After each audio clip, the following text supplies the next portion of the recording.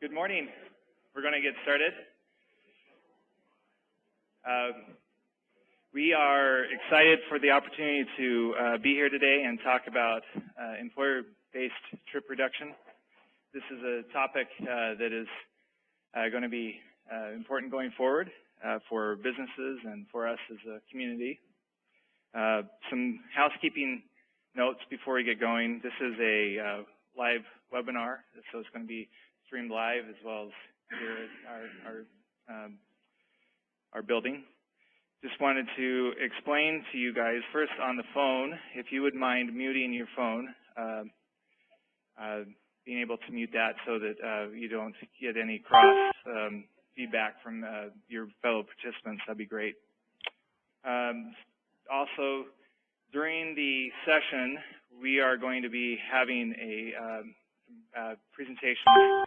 If you have questions, please keep them until the end of the presentations, particularly the panels. We're going to have a session of 6 presentations. There's some notepads around. If you have a question, please note that and hand them to Mark and Lisa. They will be gathering those. And so at the end of the presentations, we'll be able to answer those questions online. If you would, again, you won't be able to talk. We've muted that capability here at our facility, but if you have a question, please use the chat feature, and we will get to those questions as soon as we can. There will be a break, but if you need to use the facilities, there are restrooms available, and Mark and Lisa will be able to show you where those are. We will be recording this symposium and providing the PowerPoints to you all. And providing the recording, so you'll be able to review this at a future date. We are planning on doing future webinars at the end of this symposium. Excuse me. We'll be asking some questions from you of what topics you would like us to discuss. The webinars will go in more detail about that specific topic and spend a little bit more time so you can learn those things a little bit better. Online, we'll provide a survey, so you can do that as well. And then that's basically just showing us what your interests are going forward. Now, I will like to turn some time over to Bryce Bird, our director of our division, and he'll lead us on. Thank you. Good morning, everyone, and those who are joining us online. This is a great day. As we look at solving air quality issues in Utah, it is a partnership effort, and this is one of those aspects that is important for us, and that our vehicles are a major component of our air pollution. Along the Wasatch Front, on a typical winter weekday, we drive about 30 million miles, and of course those emissions add up and contribute to the air pollution that we see. Could you go to the next slide?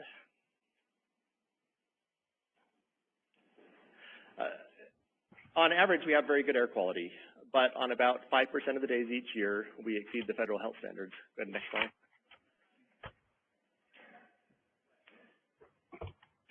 When we look at air pollution, of course, there are many contributors to that. We have the emissions that we generate here locally. We have growth and transportation or transport of emissions, and these all affect the policy of the air quality that we breathe each day. Welcome to the Central Audio Wizard.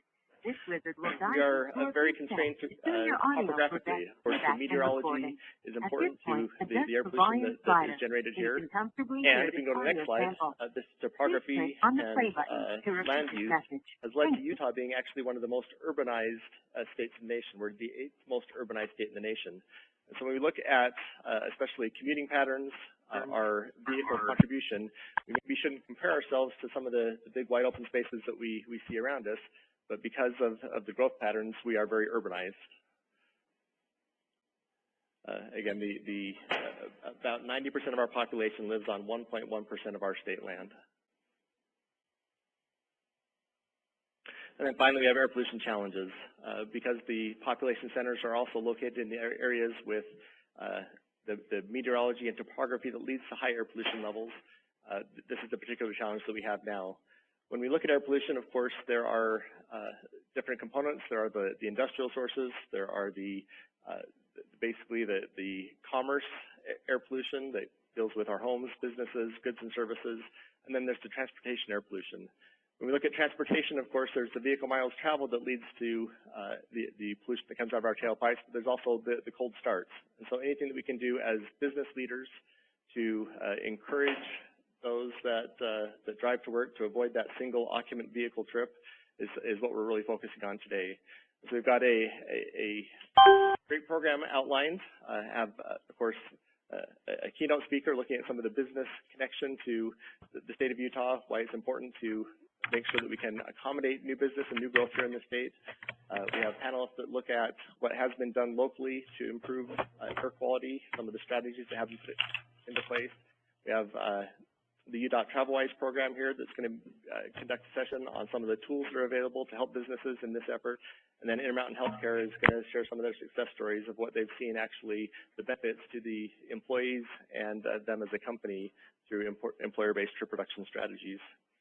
And so without any further delays, and we can go ahead and key up the next presentation here. Our keynote speaker today is the Executive Director of the Governor's Office of Economic Development, and that is Val Hale. Val has a long and I guess a resume that can be envied. He has been the Executive Director of the Governor's Office of Economic Development since 2014. Prior to that, he was the President and CEO of the Utah Valley Chamber of Commerce, where he led efforts in business and community issues there. Prior to that, he was a vice president several times at Utah Valley University, starting in 2005 until he left in 2012. And then prior to that, he was, of course, involved in the athletic department at Brigham Young University. And so we welcome him and turn the time over to Val Hale, the Executive Director of the Office of Economic Development. Thanks, Bryce. I spoke in Logan late last night at their Chamber of Commerce, and so I chose to stay up there. And I got up at 5:15 this morning because I didn't want to be late here, and I looked at the weather report, and so I came over Sardine Canyon this morning in a blinding snowstorm, following a snowplow, and so after that, the rest of the day's a piece of cake. It was quite the event. I've heard horror stories about Sardine Canyon and snowstorms, and today I experienced it. Well, thank you for having me participate in this symposium. I think this is wonderful that we can talk about issues that impact our quality of life in Utah. And quality of life is something that we have in abundance here, and we're very fortunate. It's one of the reasons we've been so successful economically in our state. And we need to preserve that quality of life as we look at some of the issues that we're going to be talking about today. We have a little video I'd like to show you to begin that talks about Utah and our quality of life.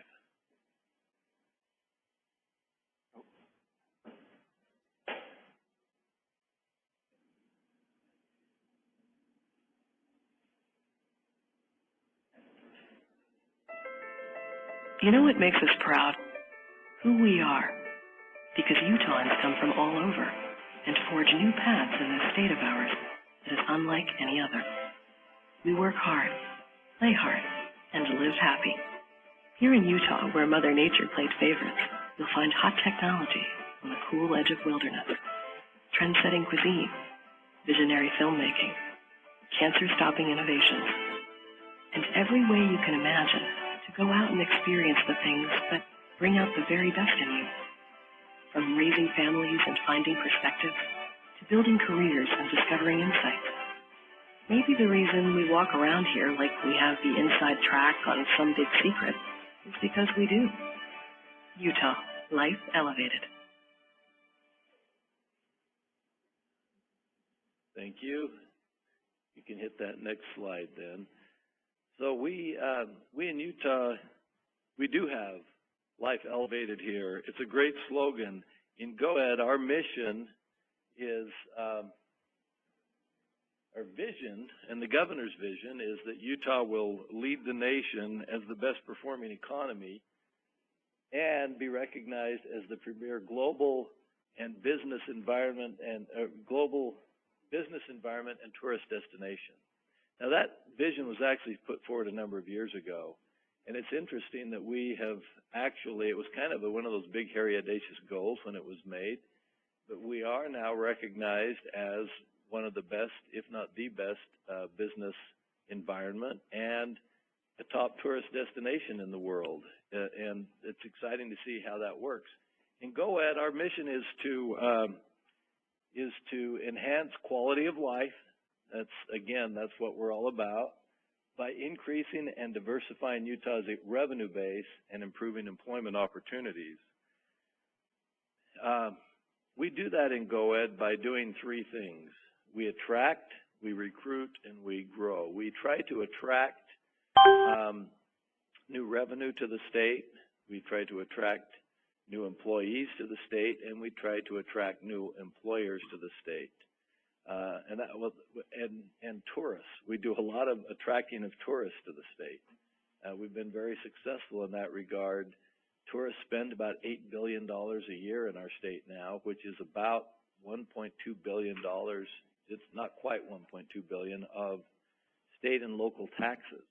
And that means that each of you pays about, probably $1,200 less a year in taxes than you would have to if it weren't for tourism to have the same services. Very important to us.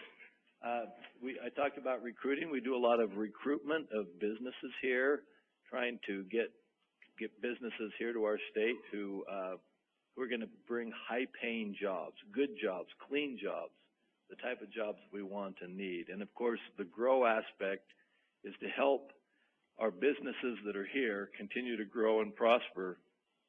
And that's a big part of our economy, the biggest part. We've been extremely successful of late, and there's no shortage of people telling us how well we're doing around the country. Different organizations. Forbes, 6 out of the last 7 years, says Utah's the best state for business and jobs. That's amazing. That's quite a dynasty that we've created there. Again, Folders Travel said Utah was the #1 travel destination in the world in 2016. At least they told their followers, this is the destination you need to go to this year. And, our national parks are now crying uncle because we've been so successful with our marketing campaigns. But it's a good problem to have. There are a lot of states that would love that problem. We have incredible broadband speeds, #2 in the United States. If we were a country, we would be probably in the top 10 in broadband speeds. Even rural Utah, we have some places in rural Utah that have faster broadband speeds than homes 3 blocks from the capital, which is quite amazing. We have great tech growth. It's 7.6% last year in tech growth here in our state, which led the country. Pretty remarkable. We had the Chief Executive Magazine said that Utah has the #1 state for workforce quality. And that is a huge issue because workforce right now is the key issue for businesses around the country. And then, we've always had a very friendly small business atmosphere or environment here in the state. Always friendly towards small businesses, large business in general. You can see what's happened here. 3% job growth compared to 1.6% nationwide, almost double the national job growth rate. And one of the things that has really, I think, given our economy such strength is that we have, over the last number of years, always been in the top 5 in economic diversity in our country. Currently, this last year, we were ranked 4th in economic diversity.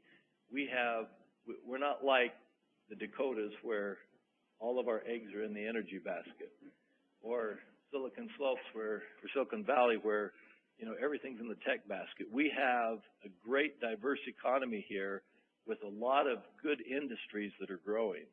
I grew up in Utah County, and in Utah County, when I was there was Geneva Steel, BYU, and the orchards, agriculture. And now, if you go down and you drive through, Geneva Steel is gone, and it used to be the mainstay of the economy.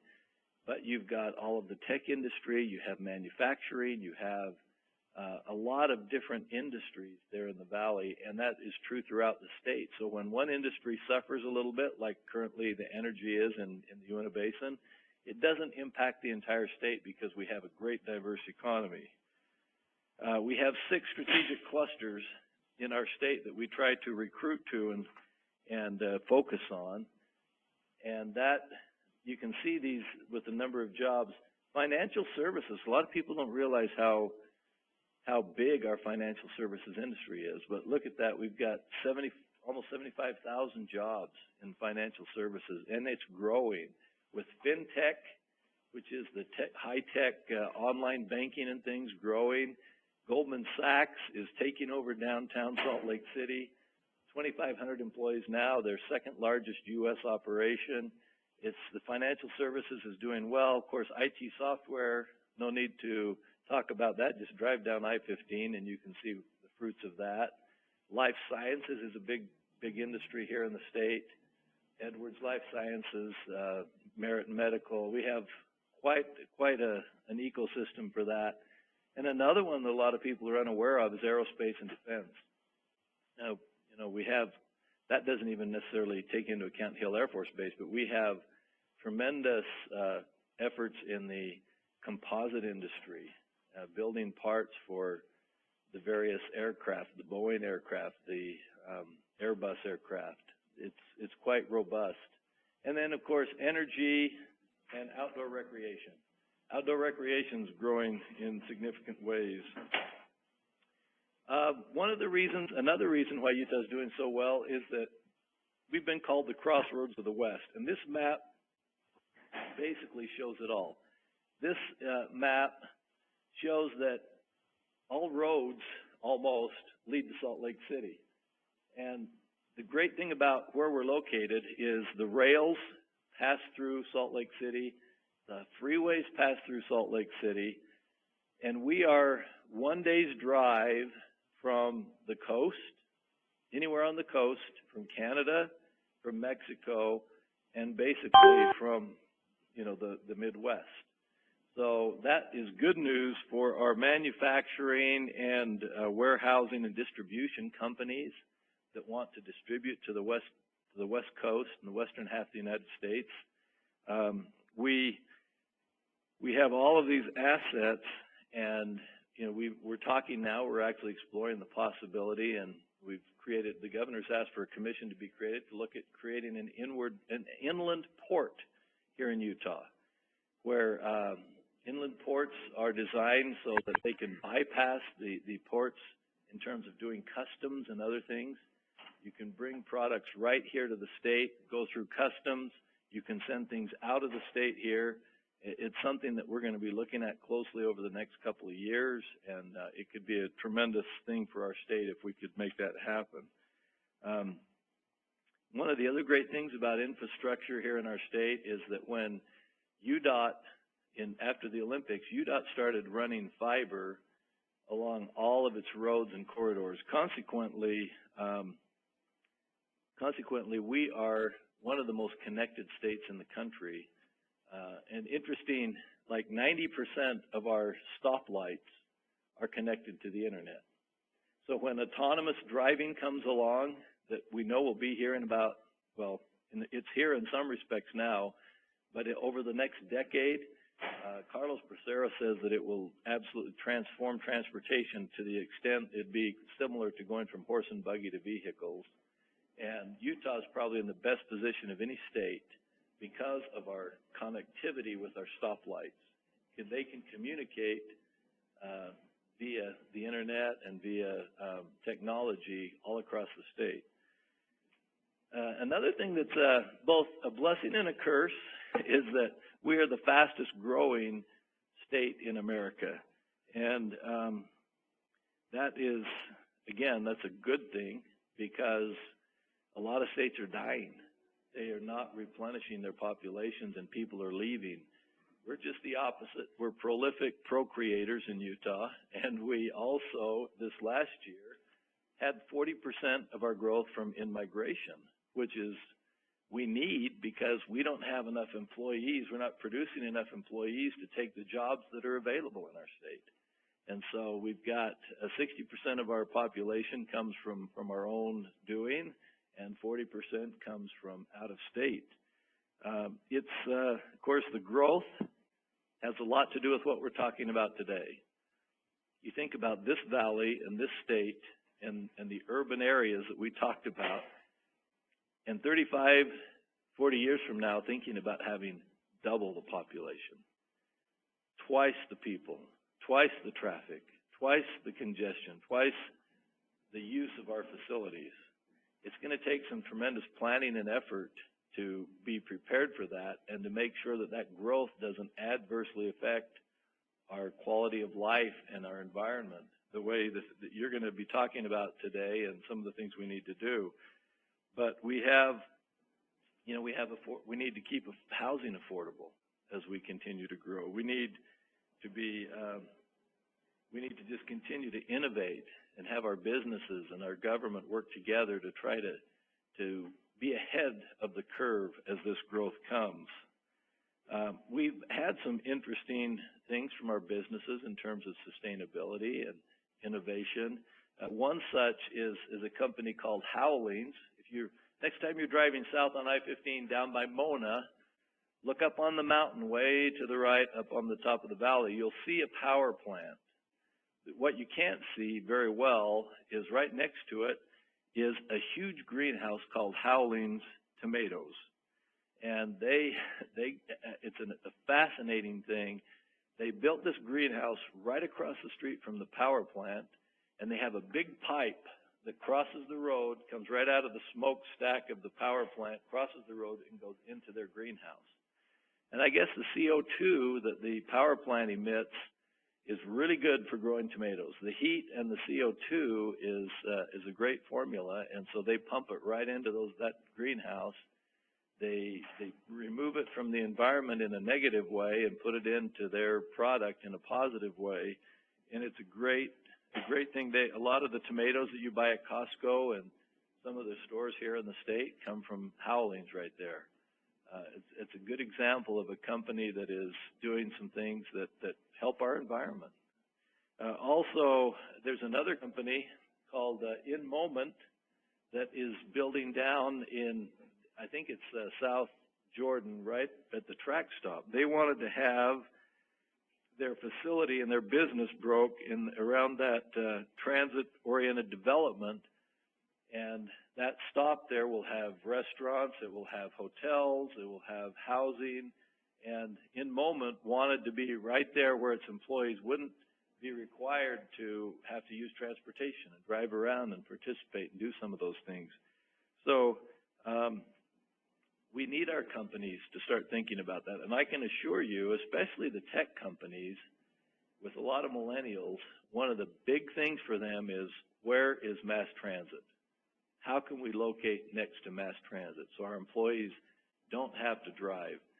And, there's other benefits too. They don't have to provide parking for as many people if they're close to a mass transit station. So a lot of good things happening out there in business as they strive to be more sustainable. And then we all have our own personal choices to make. And, I live in Utah County, so that means that I make the commute every day up to Salt Lake, and it's not a fun thing. I tell people the only negative about my job is the commute, but I've decided that when possible, every chance I get, I'm going to take mass transit. There's about 3 reasons for that. Number 1, it's good for the environment. It gets me off the road. Number 2, I just bought a new Toyota Tacoma. I don't want to put 100 miles a day on it when I'm driving. And number 3 is the cost. I can save money by driving, and I feel like a much better citizen. And then there's a 4th reason. Southbound I-15 in the evening is a mess. And it used to be I forfeited time by riding mass transit, was willing to make that sacrifice, but now it's just about even riding the train as opposed to driving when I'm going on rush hour. So I think we all have to decide if we're willing to make some sacrifice and try to do our part to help the environment, to help quality of life. And you know, when I'm on the train and when I'm on the bus, I'm more effective as an employee because I can actually work while I'm sitting there instead of sitting there in traffic swearing at the cars all around us and getting frustrated. So it's a good thing, and we all need to make our own decisions there. So, you know, I also, when I'm around downtown Salt Lake and I need to get around, my office is at City Creek, green bike is a great way to get around Salt Lake City. Instead of walking down to the parking garage on the 4th level, driving up and driving wherever I need to go, it's faster and easier a lot of times for me just to walk outside my office, hop on a green bike, and ride it 3 or 4 blocks. I can't do it up to the Capitol because I'm kind of a wimp going up that hill, but any place else downtown, and I love taking green bike. And it's, again, I wouldn't say it's a sacrifice. I actually quite enjoy it, but it just gets another vehicle off the road, one less car that has to find a parking place somewhere, and something that we can do in the summer when the weather's a little better than it is today. Anyway, I have a couple of minutes. I'd be happy to answer any questions that you might have, any comments, if you'd like to. Yes. Our purse? Oh, our purse. What's? Oh.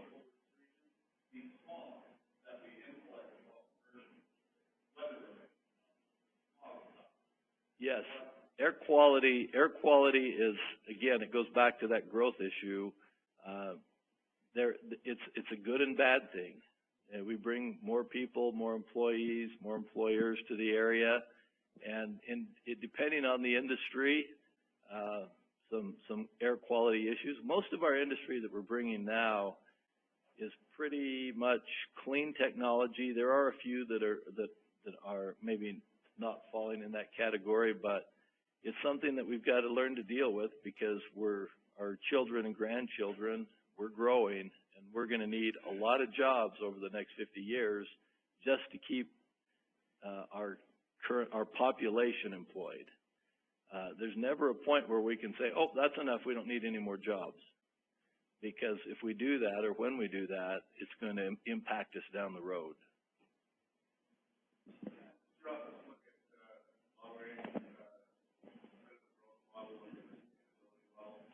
Corbin, could I get you to repeat the question so the folks on the phone could hear that? Just wondering, has your office long range looked at a sustainability model as opposed to an economic growth model to account for things like air pollution and water use? We do look at that, and I think in a full employment economy like we have right now, we can take a closer look at that. Before I got here, you know, coming out of the recession, it was all about let's get as many jobs as we can. Now that we're approaching full employment, we can be much more picky and consider sustainability and some of those things, and we're doing that. We're looking at that as we look at the companies that we recruit and incentivize. That definitely is something that we're looking at now, and it will be a bigger part of what we do in the future, I have no doubt. Have you thought about putting some of the money, the income from the growth and business, into better education so that we can provide our own people for the jobs instead of importing geniuses from somewhere else? Well, that I think you're going to see be the big discussion this year in the legislature. And education is key. It's what is driving our economy, the quality workforce. And I think you're going to see that very issue be at the forefront of this legislative session. So thank you very much. I think my time's up. I really appreciate the opportunity to be here with you today. Good luck in your symposium, and hope you come up with all the answers. Let us know what they are. Thank you.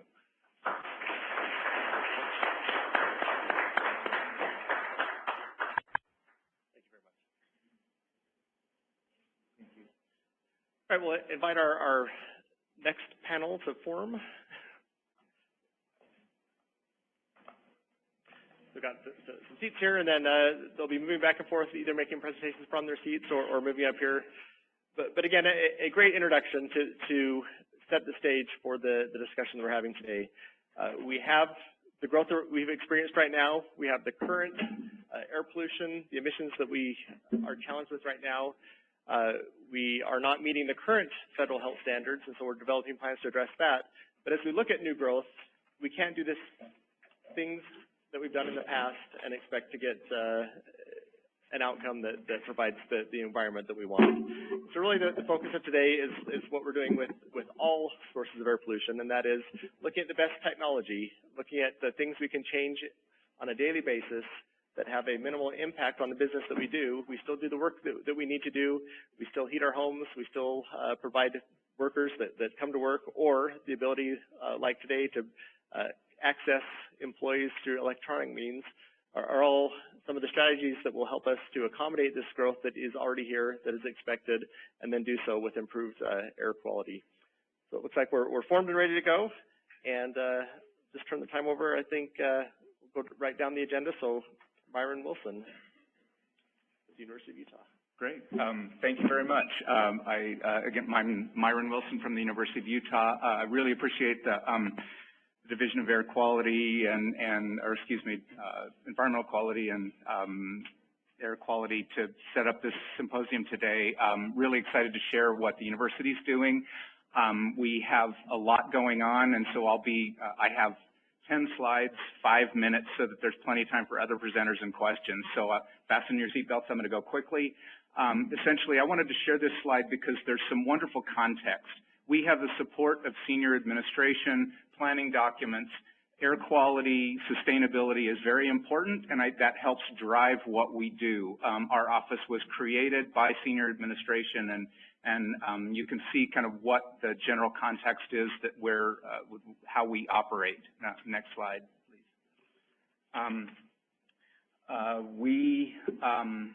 Our office works in a whole lot of different spaces. Yes, please. Essentially, we work in a lot of different areas. Engagement, operations, academics, and administration. And as you can see, transportation is only one component of where we work. I tend to be a generalist. I'm a mile wide, but only a quarter-inch deep. So luckily, at the university, we have lots of experts to help in those areas. Next slide, please. We do a pretty thorough inventory of our greenhouse gas emissions that equates somewhat to the other emissions that transport comes from, and so as you can see here, our commuting and direct transportation, which is actually fleet and shuttles and air med, and those components account for about 20% of our total greenhouse gas emissions, which is probably roughly a similar component to the other emissions that impact air quality. Next slide. So with that, we have several planning documents, and I'll share those briefly. The Climate Action Plan, we're trying to be climate neutral by 2050. Transportation is a very solid component of that plan. Our Campus Master Plan, which was created in 2008, is actually a very good document. It goes into transportation quite heavily, and we also have a bicycle and pedestrian plan that was created around 2011, I believe. And so those documents form kind of the basis for many of our decisions at the university. Next slide. When I think around 2012, there was a really bad inversion event, really poor air quality, and the Robert Payne, Kerry Kelly, many other researchers, I'm sure you all know, the Program for Air Quality, Health, and Society started. And what got me involved was that there was some great research going on in terms of air quality, but not a lot of emphasis on how can the university walk its talk. How can we actually reduce our own emissions?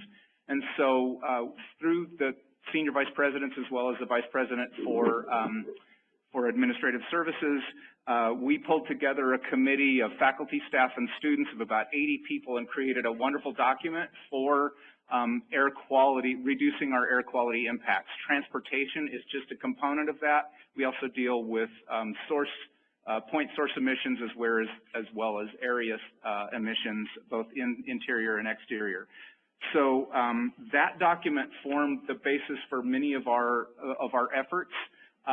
We've been able to complete about half of the 55 strategies that we identified at the time, so we've made really good success in the 2 or 3 years there. And so that we're really excited about what we're doing there. Next slide.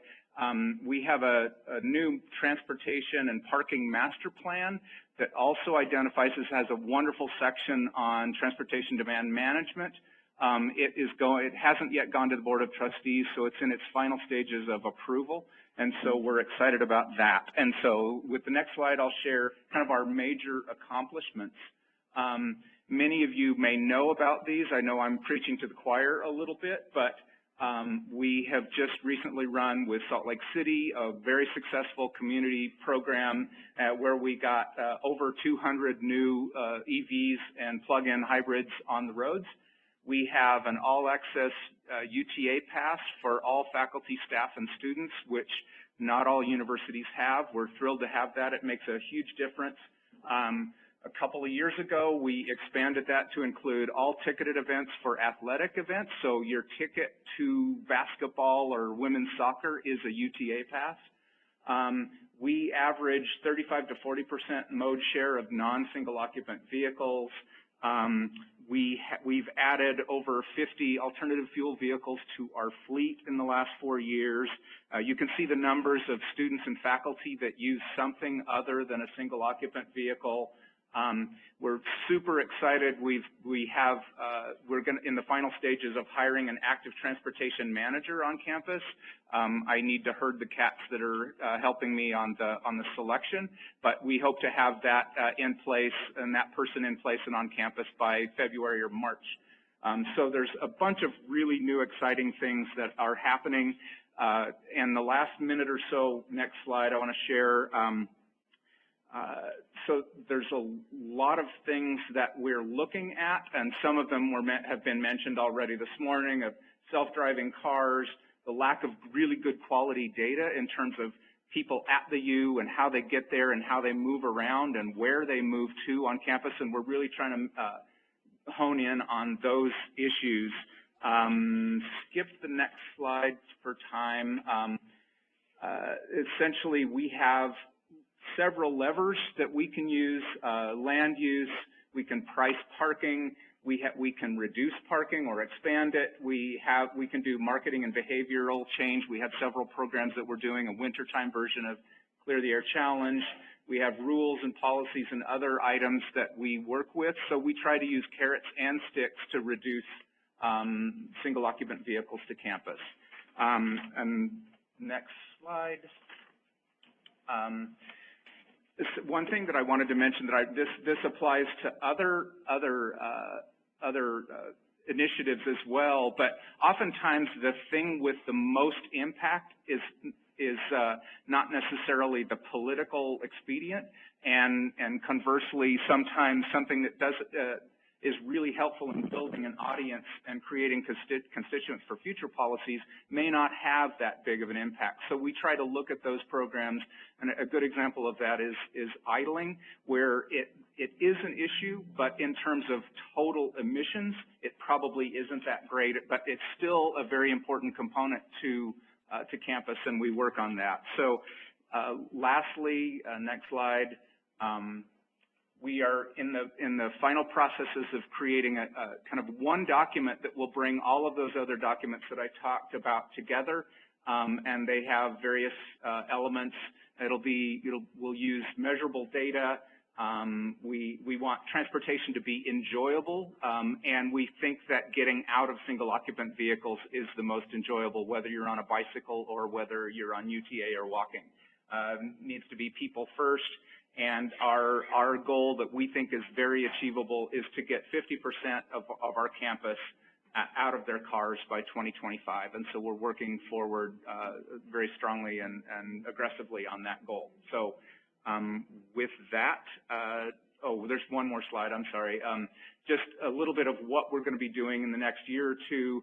We're working with UTA, UDOT, Salt Lake City, and many of our other partners to be aggressive about getting intermodal hubs on campus.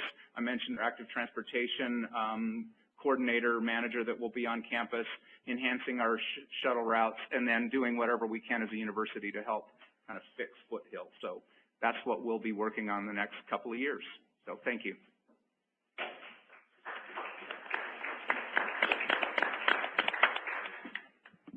All right. Great. And similar to what Myron presented, I'll give an overview on Salt Lake City sustainability as a whole, but then try to hone in on some of the more employee commute aspects of our work. Looks like we're switching the slides just now. Sorry, we're having just a... For a little background, so my name's Tyler Polson, and I work on energy programs and projects for the city. When it comes to transportation, most of my work thus far has been in the electric vehicle and electric vehicle charging station space. And so some of the information I'm going to present today around employee commute, I certainly can't take any direct credit for. These programs were in place, most of them, before I started the city 3 or so years ago, but have been. And you can jump to the second slide. And so, as I mentioned, I work for the Sustainability Department. Our public-facing brand is SLC Green, if you follow us on any social media channels. And we work on things around clean energy, air quality, local food. And over time, I've come to recognize, at least in local government, the role of sustainability is to be representative of the values of the broader community and to align with what the community is interested in the space of sustainability and to help advance that work at a community scale. And so historically, we've done a lot of things that have resulted in incremental progress and small type programmatic wins, whether that's in the transportation space or renewable energy or otherwise. But moving to the next slide, 2016 really represented a big shift and for the city in terms of how we're approaching sustainability, where we moved from the incremental to really having ambitions to work at scale and to move the needle in regards to carbon pollution and air quality solutions at a community scale. And so this is an image of our mayor, Jackie Biskupski, atop the Leonardo and the solar array there. And standing immediately behind her is Cindy Crane in the red jacket as well, the CEO of Rocky Mountain Power. And so last year, the Salt Lake City Mayor and City Council signed a joint resolution to reduce community carbon pollution 80% by 2040. And alongside or within that resolution, it also had a commitment to 100% renewable electricity for the community, net 100% renewable electricity by the year 2032. And so obviously a key partner and a key ally in achieving that goal is Rocky Mountain Power. And so later in the summer, in August 2016, we signed something with them called the Clean Energy Cooperative Statement. And I would say that it primarily focuses on renewables and migrating to that 100% renewable electricity portfolio for our community. But also it had components around energy efficiency and conservation and advancing things in the electric vehicle space, catalyzing some of the innovation and the solutions that we heard Val Hale talk about earlier today. And so we feel that, the resolution signed by our council and the mayor and our work with Rocky Mountain Power is actually not just a representation of our values, but some of the solutions that we're going to forge are a representation of broader Utah values as well. And so the next slide hones in on what we're focused on internally. And so the faded text on this slide are representative of some of our broader internal goals around energy and reducing pollution. And then at the very bottom there, you see we have a goal that was set to have 50% of our employee commute be what we were calling low emissions commute. And so I'll get to that in a moment, what that means. But in preparing this presentation, I came across the statistic from the Utah Department of Workforce Services, where they estimated that between 2007 and 2011, 80% of commuters statewide were single occupancy vehicle trips in terms of work commute. So just 1/5 of the commuting population was using a lower emission form of commuting. And so, as I'd mentioned, Salt Lake City's goal is to have have that be half of our employee trips be through lower forms of commute. And we have a good foundation of programs that we offer our employees. We're part of the UTA EcoPass program, so you can ride on free transit, as I did today, out to the DAQ offices. Green bike passes are free for city employees, and we've seen good uptake of that program. And then we also have telecommuting programs that are more driven by the department or division or direct supervisors of employees. The next slide is an image of an example of a plan, what we call our tailpipe and greenhouse gas reduction plan. And so within the city, the way that we've planned and accounted for employee commute for a lot of the city divisions are at that divisional level, where we consider pollution associated with employee commute alongside pollution associated with our broader vehicle fleet. And these plans complement some other work that's being done on just energy management generally for facilities and renewable energy feasibility work. I just noticed in the audience today, Patty Nellis from the airport is here, and she's a great representation of leadership, because when you think about an organization as big as Salt Lake City and how many employees we have and how large our operations are, we have over 1,000 electric meters. So it's certainly a lot of data to keep track of, and a lot of electrons to clean up over time. And so it's really, we look to leadership at that department level, whether it's airport, whether it's the water department, whether it's police or fire, to drive our ambitions as it relates to energy goals, as well as it relates to our employee commute. Just one quick statistic: we do a survey every 3 years on our employees, and we found that if everyone took single occupancy vehicles to work every day, it would be representative of about 20 million miles per year of roadway travel. The average commute for a Salt Lake City Corporation employee is 16 miles each direction. So it's a pretty significant pool of emissions that we're trying to reduce. The next slide includes some bar graphs, and this shows a comparison of that single occupancy trip in blue versus what we're targeting, our 50% goal, our lower emissions options. And so we define those lower emissions options as either walking or biking, as public transit, as carpooling, or telecommuting. And so you can kind of see a trend there. Starting in 2008, we send this poll out every 3 years. In 2014, we had 962 employees respond, so a wealth of data and information here. And you can see that things have generally improved over time. I'd like to think that part of that's due to the sustained programs we have around free transit passes, free green bike, and also the messaging. But we do seem to be stuck at that 1/3 figure in terms of employees that are selecting a lower emissions option. So I'm looking to hear from others today in terms of breaking through that barrier, and then also to the extent people have data on what percentage of your employees are using lower emissions options. That would be informative for our work. So the next slide represents what percentage of our annual trips are utilizing these very specific forms of lower emissions options. So you can see the top line there in blue is the single occupancy trips, either in a personal or city vehicle, represent the majority of our trips at this point.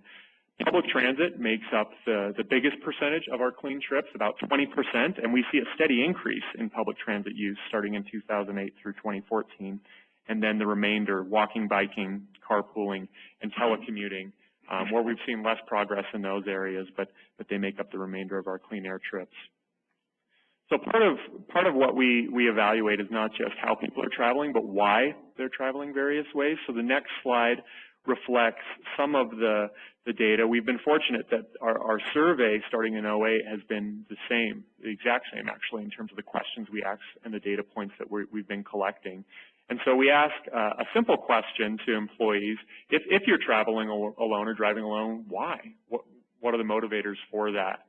And so what we've found is by far the number one, or I guess most recently the number one reason is that people feel that driving takes less time, and in particular driving alone takes less time is the perception, and in some cases the reality as well. The next two biggest reasons people suggest for driving alone are errands, and then also the flexibility that they have by having their own vehicle at work. And then other things cited include the inconvenience of transit or active transportation. And so, I think within the data sets themselves, we can get a lot more granular and look at whether or not these responses are more common or less common or valid or not, often depend on the location. And city operations are located at a lot of facilities. This is representative of any employee at a variety of facilities. So some have great access to transit and a real awesome opportunity for people to take public transit to work, but others less so. And it's at that department or division level that I talked about earlier, where we expect planning to occur and really where we expect engagement to occur, where people are highlighting the solutions that are relevant to their employee population based on the transit resources, green bike, and other opportunities that exist at their locations. So on the good news front, part of the polling we do as well is around program awareness.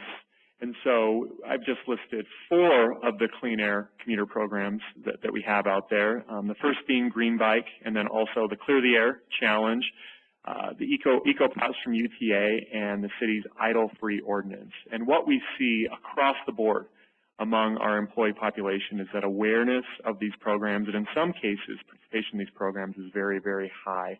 On average, for these program areas, these 4, only 9% responded that they'd never heard of it or no response. So at a minimum, we can, I guess, pat ourselves on the back for achieving the goal of having people be aware that these exist, that they're an option, and then move forward from there. So back to kind of our struggles a little bit, which I want to be transparent about and highlight. The next slide shows recent data. We looked at fiscal year 2015 across the entire employee population and compared it to the most recent fiscal year 2016 that ended last summer. And what we saw, this is based on actual tap-on, tap-off data from UTA and our EcoPass users at the city. We saw a reduction of 16.2% in EcoPass use in terms of total number of trips. And at one level, that's a surprising result, given our sustained focus on education, given what we've seen in terms of just the public awareness of air quality as a major problem, and also the ability for people to reduce emissions, for that to be very, very tangible and accessible for people in Utah, including our employees. But if you could guess the reason why, and I'm sure many of you already have in your head, hitting the next slide button.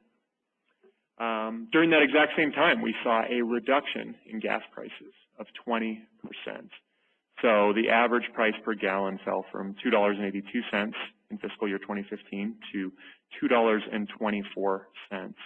And in preparing these slides and doing just a very small amount of digging on this front, it's not at all a surprising result. It's a result that you see replicated across the country in transit systems. When gas prices move, customer behavior moves as well. There's perhaps no better motivator than economics, unfortunately, when it comes to individual choice. And so, but it's something that I think we'll see. I'm hesitant to offer any forecast, but I've seen a fair number of articles recently suggesting that the low gas prices that we see now may be around for some time. I don't know if I want to say a decade, but for some number of years. So for the people presenting today, as well as for all the people in the audience, I think it's a challenge and an issue we need to become cognizant of sooner rather than later, and that when it comes to really trying to move the needle, and whether it's Salt Lake City getting to 50% clean air trips or whatever your goal may be, contemplating what low gas prices mean and what tools you still have in spite of that price signal. So just kind of to wrap up, I'd mentioned we have a lot of plans across the city and areas that we work in to reduce pollution. We look at things like budgeting and procurement, and also data access around pollution and emissions and utility costs. But employee engagement really is a big part of what we do. We feel like we try to maximize programs like EcoPass and Green Bike and opportunities for people to access alternative forms of transportation, but then simultaneous to that, you have to encourage that type of behavior through education and through motivating people. And so the next slide is just an image of the Clear the Air Challenge, which Salt Lake City started a number of years ago, and the Chamber now runs this program, and we continue to participate in this. And the next slide shows that in the winter of 2014-15, we leveraged the Clear the Air platform. It's something that you can actually, we found, can do year-round. You don't have to wait for the annual summer challenge. And we wanted to do a wintertime inversion challenge among our employees. And so what that entailed was using the platform for people to report their trips as you would during any normal Clear the Air challenge. But then we had an internal messaging campaign with weekly emails where we would reflect air quality forecasts using the data from DAQ. We would highlight the tool, the Utah Air app that exists for smartphones, and encourage people to start paying more attention to air quality in hopes that that would drive behavior and also in some sense drive not real time, but perhaps better daily decisions as it relates to tackling that 5% of bad air days that we heard from Bryce earlier this day. And so the next slide is an example of one of the emails where our winter inversion challenge, we would include tips. We would hone in on commuting behaviors that were relevant in cold air, and so we had a winter biking workshop video and some information around that, details around setting up a carpool.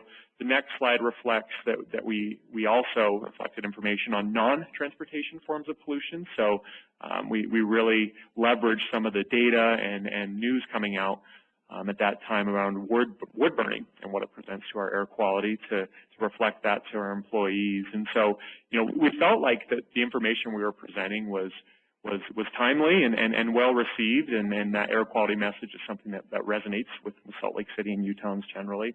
But very similar, to what we saw with our transit pass use during a different time frame.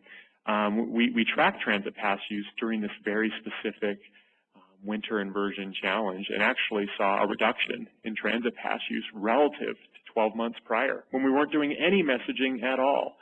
And so getting back to that challenge of economics, it turned out that gas prices when we did this were around 80 cents per gallon cheaper than the year before.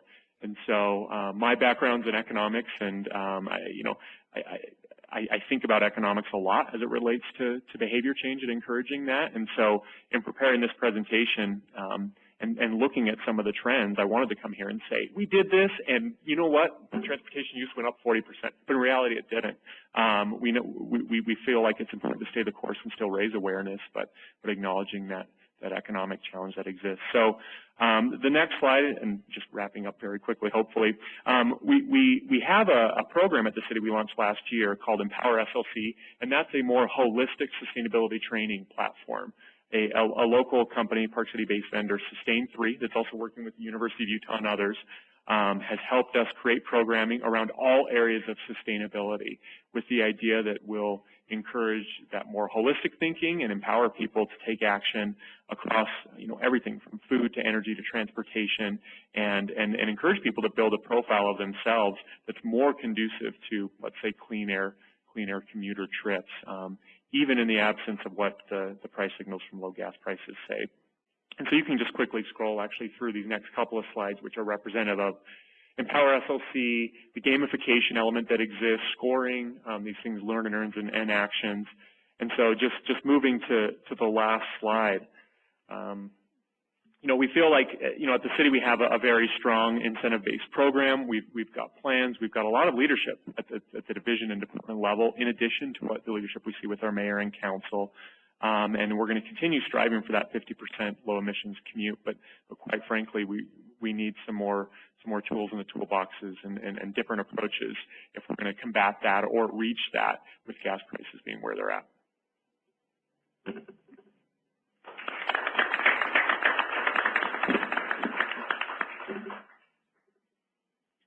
I'm up next. Chris Morrison with Kennecott Utah Copper.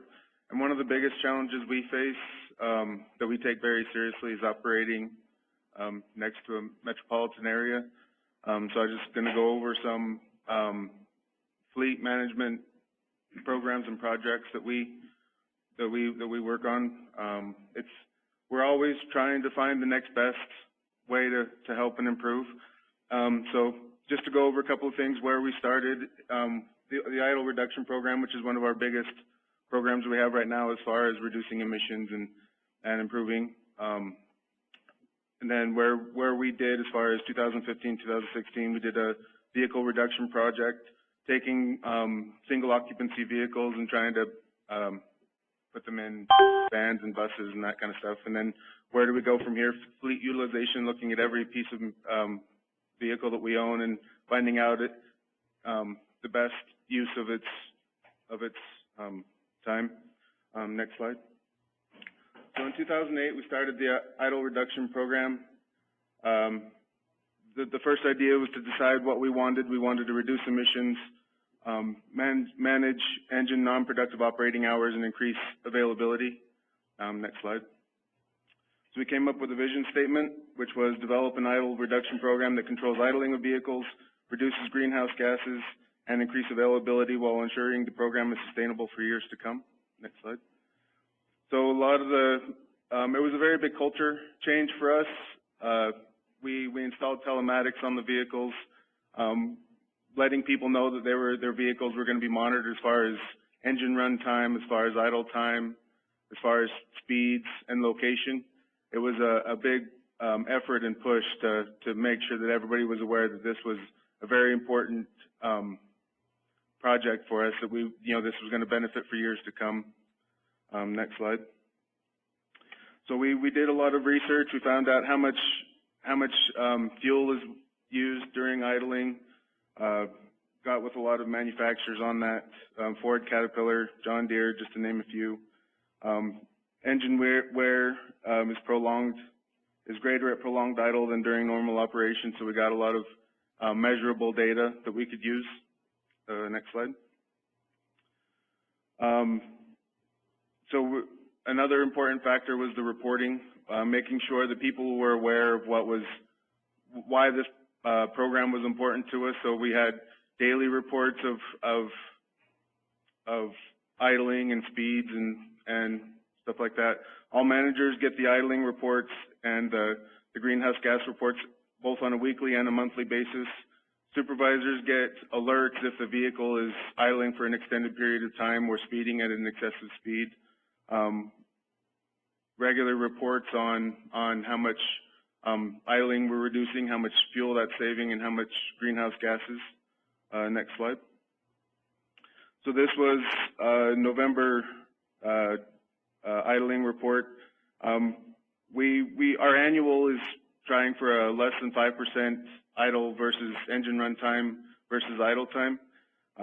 During the summer months, we keep it down to try to 3% to try to adjust for winter months when it's a little harder to reduce the idling.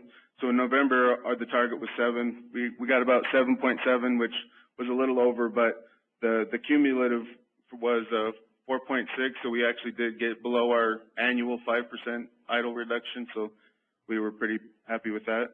Next slide. So it's just some of the figures.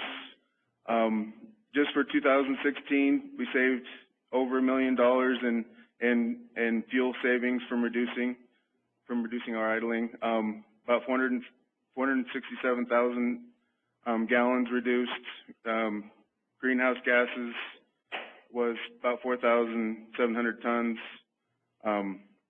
Some of the projects since 2008 to 2016, that's about 16.8 million, 5.5 gallons reduced, and about 56,000 tons of greenhouse gases. So this is why we sustain this project, because we can see we are creating a huge benefit for reducing idling. Next slide. So where we are now, so in 2015, 2016, it started as a cost initiative. We wanted to reduce our vehicle fleet. Our managing director decided to come up with an aggressive number, which was 50% of our fleet. So we came up with some criteria for removing age, condition, cost, and usage. Next slide. So through the challenges of reducing vehicles, we actually came out with some pretty good benefits. We did have a lot of single-use occupancy trucks where a crew of workers would all hop in their individual vehicles and drive to a work site. And so when we came up to them and said, hey, we want to take some of your vehicles away, of course they raised issue. And so we decided to look at other ways of getting multiple people to their work site. So we invested in some vans and some buses, and so we do transport a lot of people in, you know, so we've actually reduced a lot of single occupancy vehicles that way. Another one was we have a lot of areas where we have a parking lot full of vehicles that, you know, one person would drive their vehicle once a week, so vehicles would tend to sit. So we created a lot of pool vehicle systems in those areas where we reduced a significant amount of vehicles, and then they just had to check out a vehicle per the day. We try to keep those vehicles alternative fuel vehicles, just try to continue helping. Next slide.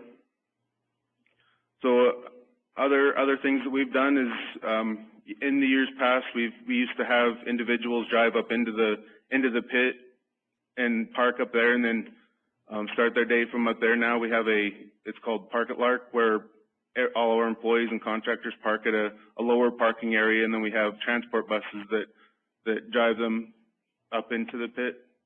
So that's a pretty big benefit. We ended up reducing at the end of 2016 255 vehicles. We significantly reduced the amount of trips and drive time using the vans and the buses. We ended up having a lot of cost savings as far as the maintenance on the older year vehicles, and we were actually able to get some revenue from selling those vehicles. So it had a lot of benefits along with trip reduction and costs. So next slide. So looking forward, 2017, what it looks like for us is, so the vehicles we have left, we're looking at the best alternative fuel vehicles that we can use per area, optimizing the use of each of these vehicles to further reduce trips. So I mean, it's down to the individual vehicles on how are they driven less than 100 miles in a month or less than 5 days in a month. We aggressively look at those vehicles and see if we can find ways to merge vehicles and create other ways of getting by without having all of make sure every vehicle is used maximized. So next slide. So our idle reduction program is available online. Just kennecott.com/idle reduction. You can go. There's a short video that explains a lot of what we've done, how we did it, that kind of stuff, if anybody's interested. And I believe that would be all for me. Next slide is the end. Thank you for your time.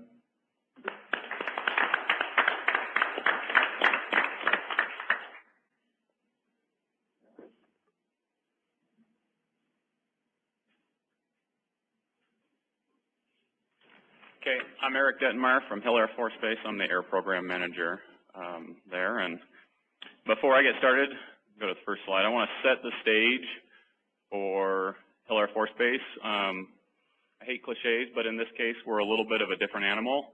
We lie somewhere in the metaphorical space between Salt Lake City and the university. But we have our own kind of special situation at the base because we have a mission that is dependent on, obviously, the Department of Defense, and we're also driven by federal law. So we have a few constraints that other employers may not have. But within that, we do the best that we can.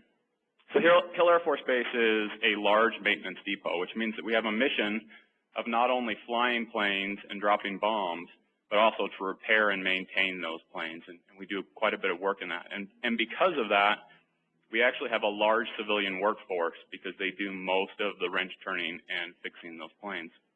We are the second largest base when you think about a base on the size of population and space. And that's for the entire Air Force. We are also the largest single-site employer in the state of Utah with 21,000 employees. So we have an opportunity to make a big impact. Next slide, please. So as I mentioned, we have those constraints of ensuring that we follow federal law. And one of the things we have to ensure is that our program is in compliance with the federal law, and we have to do our work within that. One of the things that allows us to do an employer-based trip reduction program, and we've had one since 1995, I think, when the state first promulgated the rule for, I think it was R307-311, R307-11 at the time, it's R307-320 now, was this Federal Flexibility and Compressed Work Schedule Act of 1982, and that allowed us to put a lot of our employees on a flexible work schedule. And most of our employees, about 80%, take advantage of this program. And that ranges from the traditional 410s that most people are familiar with to something we call 549s, which is essentially every other Friday off. And you do that by working 9-hour days on the Monday through Thursday. Your first Friday, you work 8 hours. The following Friday, you have off. So you have 80 hours over a 2-week period. So as I said, about 80% of our employees make use of that, which translates into 32,000 to 64,000 less trips every month. So that's one of our most successful programs. It's important for both the employees and for the base. Next slide, please. Another program we have was started in 2009, and that was a telework program. This also came through not from an act of Congress, but from an executive order. And all positions in the federal government were listed as being, whether they were telework friendly or not. The Air Force goal at the time was to increase the program by 1% every year. Currently, we have 74 participants. So 21,000 employees, 74 participants. You can see we're not quite at our 1% per year goal since 2009. Next slide, please. So I want to highlight some of the reasons why this might be. There are several eligibility requirements in order to do the telework program, and because of the nature of the work we do, it can be difficult for someone to qualify for this program. First of all, the person who wants to telework must be performing currently satisfactorily in their job, and they must continue to do so. Most employees can meet that criteria. The next is safety. Because this is an alternative work location, where you work needs to be as safe as if you were working at the base. And so this often entails having someone come to your home and taking a look at your dedicated workspace to ensure that it meets the safety standards for the Air Force. Security is a big concern for the Air Force, so if you touch or do anything with sensitive information or top secret information, you're out. You can't be in the program. If you do make it through, and as I mentioned before, we have a lot of people who turn wrenches. Obviously, you can't turn wrenches from, your own home. So that puts a lot of people out of this program. It requires that you go through a certain level of training, and your supervisor must do that as well. And ultimately, after you've done all that training, you come up with a plan. This is what I'm going to do, this is how I'm going to do it, and this is how it benefits the Air Force. You and your supervisor agree, and then that goes all the way up to the top of the Air Base wing, and it is signed at that level before you can be approved. So there's quite a hurdle to get over, and that might be part of the reason we have failed to do so well and meet our standard. Next. So another one of our fairly successful programs, though, is the van pool program. This came about in 2001. Again, this came out as an executive order at the time, which allowed the federal government to put in a little money towards an incentive to use public transportation. So those people who participate in the van pool who are civilian or active duty members at the Air Force, it doesn't include contractors, they get a little bit of money that goes towards using the van pool. As I mentioned, established in 2001, we have approximately 100 vans that run out of Hill Air Force Base, and with about 750 participants, which translates to about 13,000 less trips. So relative to the reduced or flexible work schedule, this is probably our second most successful thing that we've done since 1995.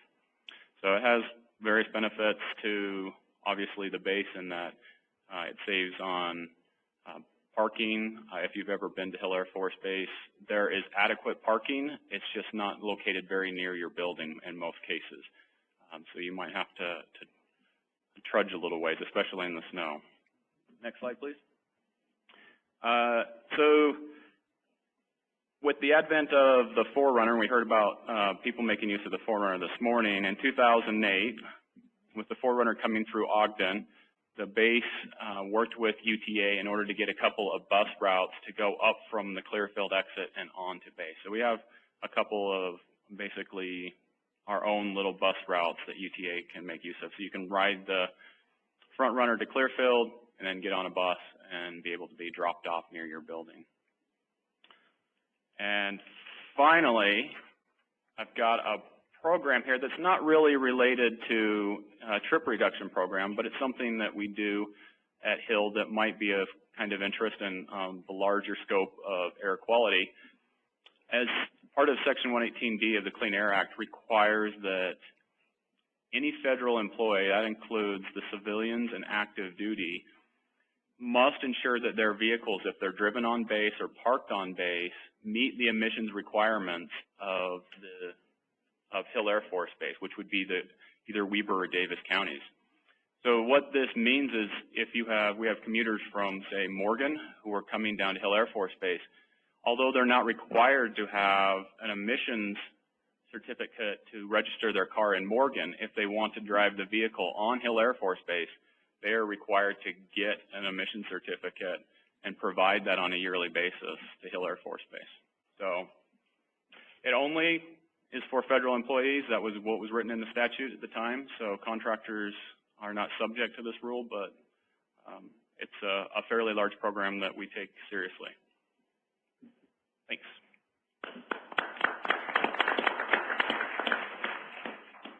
We have one change in the agenda. Shamini has asked if she could go last, and so that means Max is going right now. Hello, everyone. I'm happy to be here. It's an honor.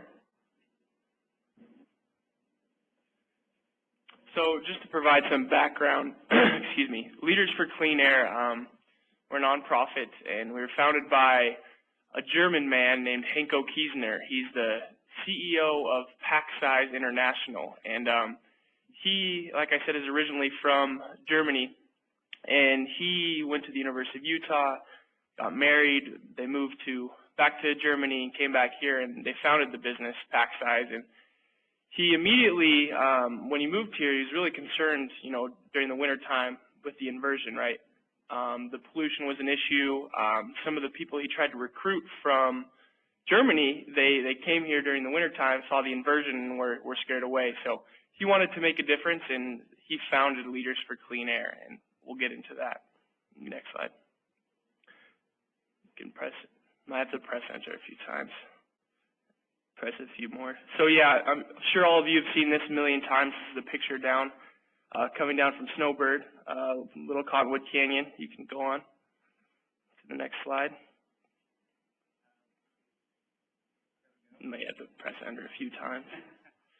So, bad air hurts business employees' health and Utah's economy. And Val mentioned that we're growing, so this is a little contrary to that. But our goal is to prevent some of the pollution in our valley. And we found that 50% of the pollution problem, the particulate matter we see, that yellow haze across the valley, is a direct result of tailpipe emissions. So Henko found that, what better way to approach than placing electric vehicle charging stations around the valley and incentivizing the move to electric vehicles and reduce some of the petroleum across the valley. So next slide, please. You're going to have to press enter a bunch here. It'll go all the way, keep going. So these are the precursor gases that I'm sure we're all familiar with. And they're not very harmful initially. They turn into this particulate matter, keep going. And that's what's harmful. One more time. One more. So yeah, this is where the tailpipe, this is what happens with the tailpipe emissions. They turn into these precursor gases, turn into the particulate matter, and that's what leads to the cancers, the lung disease, the respiratory illness, so on and so forth. We all know You can go ahead and move. And as Val mentioned, you know, our air quality is good except for 5% of the days. And during those 5% of the days, we are Salt Lake City to Ogden, the sixth most polluted city in the United States, which is, you know, quite concerning considering the population. We're obviously growing, so that number is going to continue to increase. But during that 5% of the days here, we are, you know, in danger. You can move forward. Go ahead. And you're going to have to press enter a bunch here. So this is how the program works. Leaders for Clean Air, we donate the initial charger to the business, and we really promote workplace charging. Energy.gov has come out with a study that shows that employees are 6 times more likely to purchase an electric vehicle and convert to a plug-in or a fully electric vehicle when they have workplace charging on site. And so that's what we're trying to do. We're really trying to incentivize people to, you know, go ahead and purchase this innovative technology. So we donate the initial charger. Every charger thereafter is a $550 donation. And then you have the option as the business to pay it forward back to us for that initial charger we donate and any kind of donation.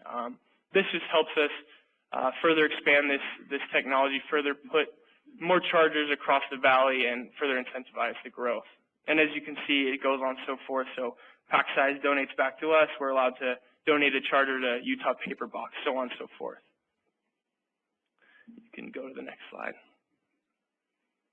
And we like to think of it as a win-win-win between the landlord, the tenant, and the employee. For the landlord, it really adds value when you have electric vehicle charging stations. You can go to the next. With the tenant, you can attract more talent. Rumor marketing or advertising is an example of this.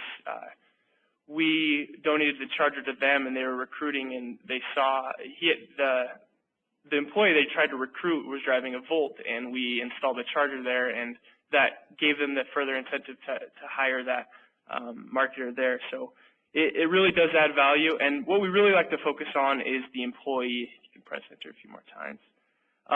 This is what we really like to highlight. We like to think of it as an investment into your employees, the business. It's an equivalent of a $1,000 pay raise over the course of the year when you're not paying for maintenance and you're not paying for gasoline. These zero-emission vehicles, I'm not sure if you're familiar with the Tesla, but it's the fastest vehicle in the world.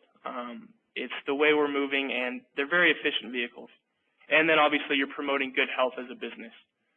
That's an investment in your employees. And for those of you that know Hanko, he's very ambitious with his goals.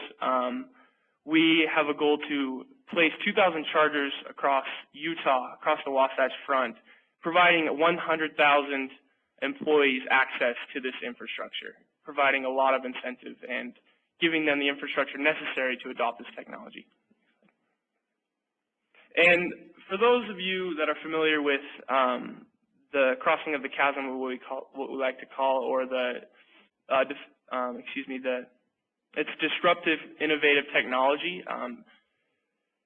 We are in a point where we're at the innovator stage. We're at less than 1%, and we'll get into this a little later. But in Utah, and I'll show this in the market share, we are less than 1% of the overall vehicles on the road are electric or plug-in electric. And Uber, for example, is a disruptive technology. They were founded in 2009. I'm sure none of you were using it in 2009. But as they progress and they reach this 15%, which is this chasm we see, then the early majority start to adopt this technology. Everyone's starting to use it. I'm sure every one of you have used Uber, and taxis are no longer really relevant. And what we're trying to do is push this development, accelerate the adoption of electric vehicles by placing these chargers. And we believe that when we place 2,000 chargers across the valley, we will see that 15% growth, that 15% of the market share, and then we'll see the pragmatics who are, skeptical of this technology. They'll soon adopt, and then we'll see the increase in the air quality. And then if you could click onto that EV market share link. Yeah, it should work. So this shows the market share, and if you scroll down for me all the way to the bottom, this just shows the splits of electric vehicles in Utah's market. And you can keep going down for me. I want to show you the overall, the trend. So as we see, it's increasing year after year, but what I really like to highlight is the vehicles sold from 2011 to 2016. This number's probably increased, but as you can see, we're at less than 1%. And if we want to have serious change and really grow and help with the pollution problem we have in the valley, we need to get that to about 15%. And we have a long ways to go. And so that's what our efforts are to place these chargers across the valley and give all of our employees the option to have plug-in electric. Okay, and you can go back to the slide.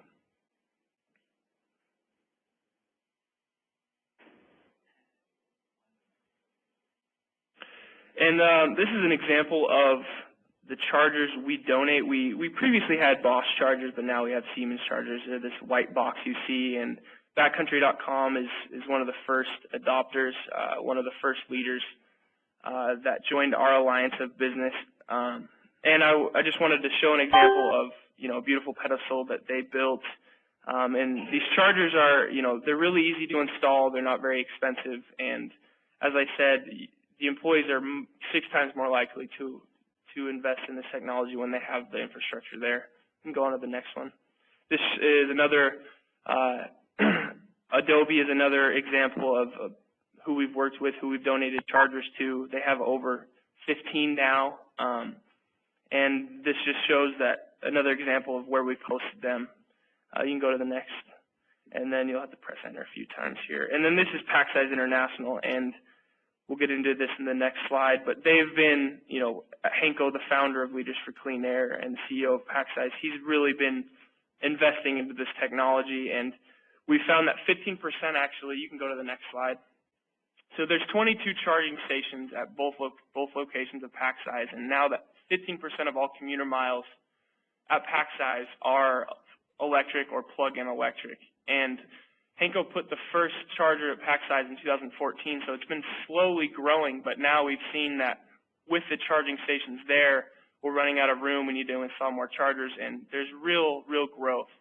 And of those 22 chargers, we've put a meter, an EKM meter, that shows the cost of electricity for these 10 charging stations. You can pull that up.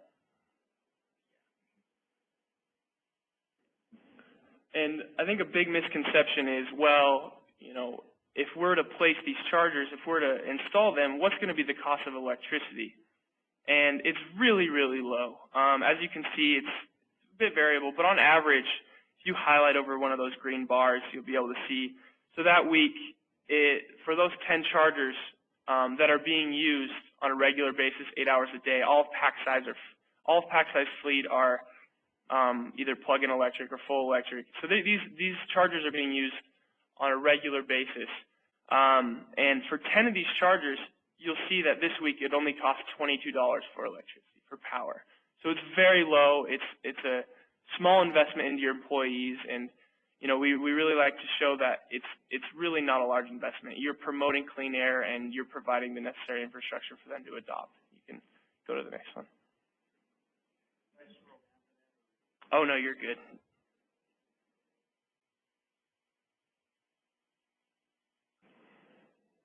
And then the one more link I wanted to show you, these guys are called Union of Concerned Scientists. And another concern is, well, okay, if you're moving to electric, well, where is that power coming from? And it looks like there's an error. Anyways, you don't need to go. You can go back to the slides. But all it shows is it shows the split. You can enter in your area code, or excuse me, your zip code, and it'll show you where your power grid is getting their power. So coal, natural gas, and it'll show the lifelong split of driving a full electric, as you can see here. And this shows the grams of CO2 equivalent per mile. And I put in 84102, that's where I live, that shows the grid that we pull power from. So if you're driving a gasoline vehicle, per mile you're polluting 381 CO2 equivalent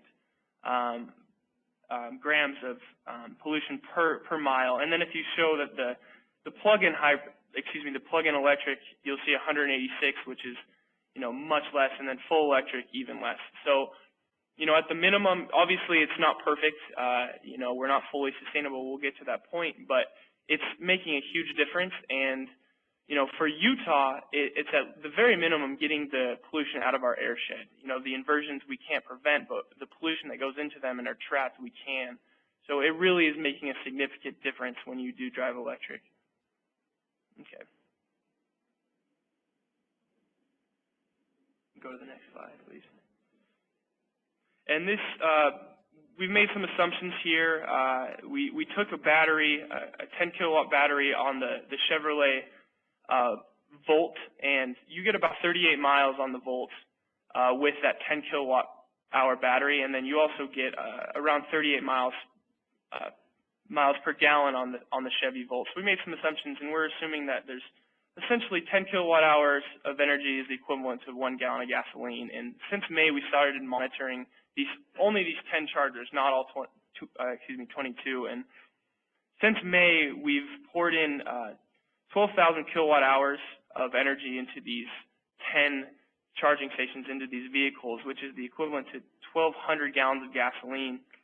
And that equates to 24,000 pounds or 12 tons of CO2 that we have prevented being released into our atmosphere just since May, and those are for just the 10 chargers. So it really does make a significant impact to place these charging stations for workplace charging. Move on. And this shows a comparison just to our program versus buying through ChargePoint or a vendor with really cool software, but it just shows that it's much less expensive to make a donation and get a charger through us. You can go to the next slide. And this just shows some of the, the incentive with the governor's office and shows some of the vehicles that you're able to buy right now. With the new administration, I'm not sure what's going to happen, but there is in 2016 there was a $7,500 tax incentive to purchase an electric vehicle, as well as a $1,500 tax incentive from the state of Utah. You can move on. And then this shows a Kansas City project, which is currently the largest electric vehicle project in the nation. And if we reach our ambitious goals of 2,000 across the Wasatch Front, we will be the largest electric vehicle charging corridor in the United States. So that's our goals, and that's what we're trying to reach and accomplish. And this just shows another example of workplace charging. Google, obviously, well-renowned business that promotes workplace charging, and we're really trying to show that this needs to happen, and it shows goodwill from your business. Go to the next one. And that wraps it up. If any of you guys need some charging stations, we'll donate them to you. Come talk to me after, but become a leader for clean air today and join our Alliance of Business Leaders and promote workplace charging. Thank you. Shamini Larson, I'm really excited to talk to you today. Hopefully, can you hear me? Yes, we can. Okay. The slide's sort of shifting back and forth, and I just want to why don't you tell me when you want me to start talking? We're just struggling to get your slides to show up here. Okay. This one? Okay, we're doing a workaround here. Okay.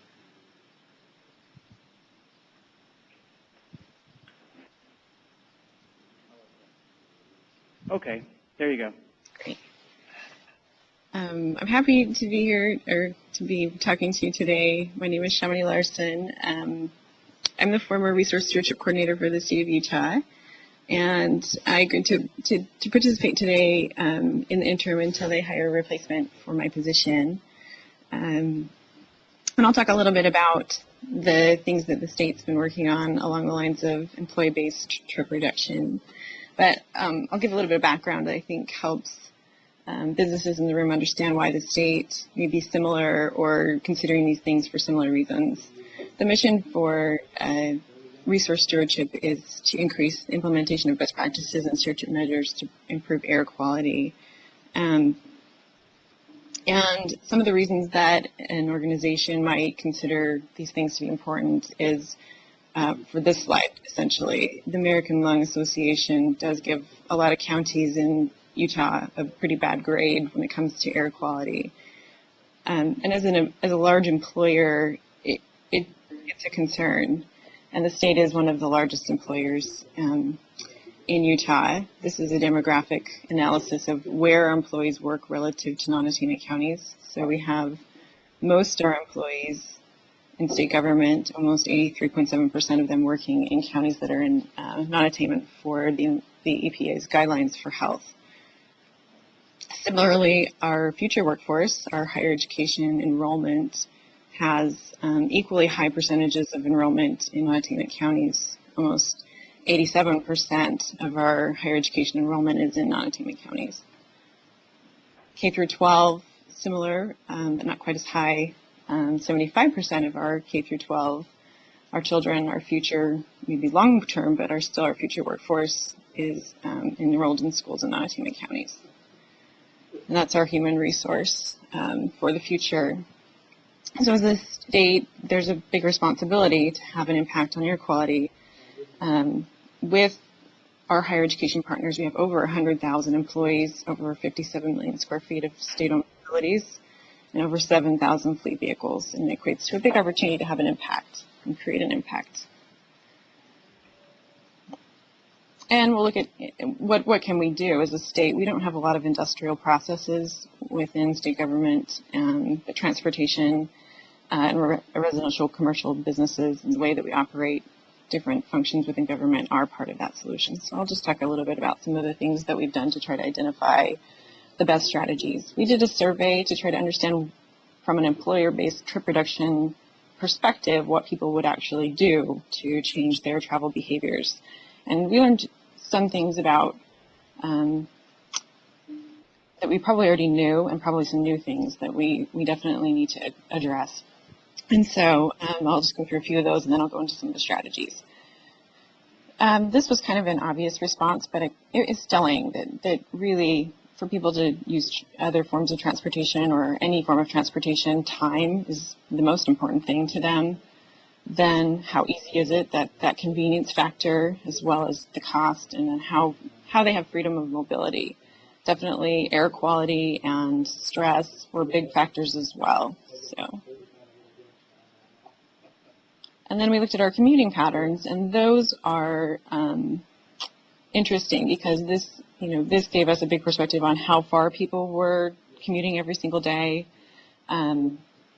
and how many people were actually doing something different every day. But we have pretty consistent patterns. We have a pretty consistent pattern of people who took transit, pretty consistent of people who carpool, pretty consistent people who drive themselves alone every day, and a pretty consistent low-emitting driver group. And then as Tyler Space, we have that Friday condensed work week kind of bump in terms of reducing our overall driving in total.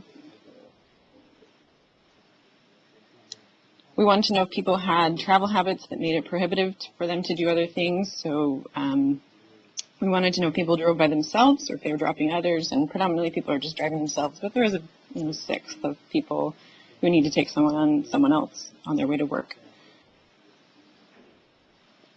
The reasons that people were taking their own car, their single occupancy trips, were really interesting to me. You can see there's a spread of time, there's a spread of what's accessible to them, whether it be transit or other options, but the biggest reason was they prefer to drive their own car. So that's an interesting response from these employees, but what I think it gives is insight that if you can make, if that's just a preference, that's something that can be changed. If people have a different value set, or if they have a different perspective of what other options are out there, that those things being a preference can actually change. They're not barriers that are obviously insurmountable. When we travel for work, at least half of the employees that responded need to go somewhere every week. So that was really telling to say where could we reduce emissions from an organizational perspective, and that means that a lot of people are going somewhere every single day potentially, or maybe twice a day in some respects, with these small group that goes 15 or more meetings a week. And they're mostly taking a fleet car, but they're also taking their own car quite a bit. So it lends itself, I think, to partner with programs like Leaders for Clean Air or other programs where, it's your personal car creating that emissions or our fleet vehicles as well.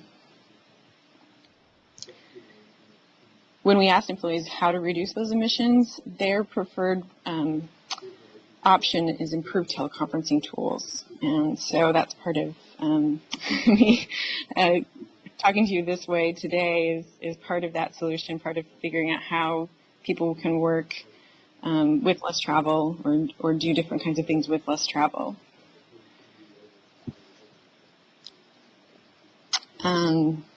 But there's a lot of education that needs to happen. Teleworking policies, at least a third don't even know, who responded don't even know if that's an option for them. And then the tools available to them are pretty unknown as well.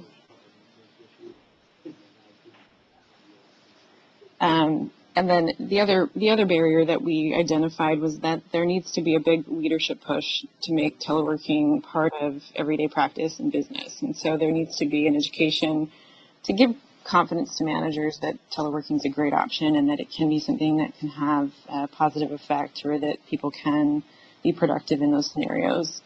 And I think we have some of the challenges that Hill Air Force Base identified where they just would be unlikely to telework because their job doesn't permit it. They're either doing a physical job where they have to be somewhere physically to do that work, like a lot of our maintenance staff, et cetera, have to be physically somewhere to do the work that they need to do. But there's also the other aspect, they just need assistance with technology to make that happen. So at least not quite half, but we're getting close to half where people could change that behavior in terms of who's surveyed through just management and technology.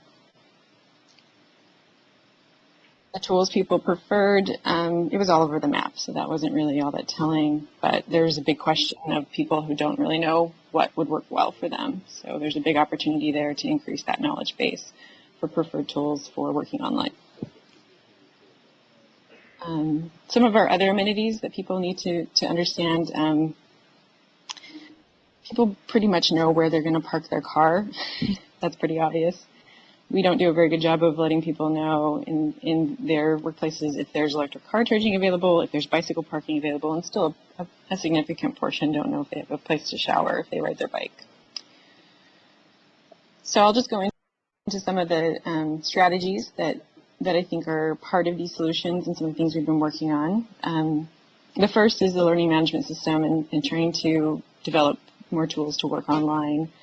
I was really grateful to have this option today to work through the system, and I hope you all can hear me well. I think it takes a lot of coordination to make online working smooth and high quality, but I think we're learning through that process and we're getting better at it every time we do that. If we run into barriers, I think people that who are open to working through those barriers are finding good success. And this is a state contract now that would be open to municipalities to use, and it's pretty inexpensive. I think it's like $15 per employee for a year license, which is a pretty good price to consider your whole organization if you have a larger organization.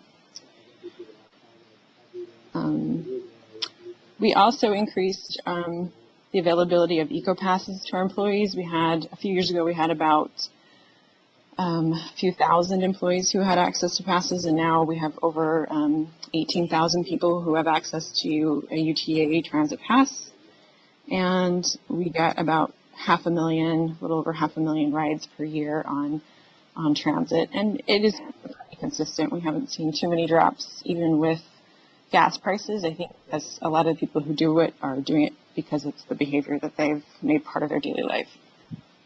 We also participate in a winter states participate in a winter clean air challenge, and through that process, we've been able to account for savings of 141 tons of emissions.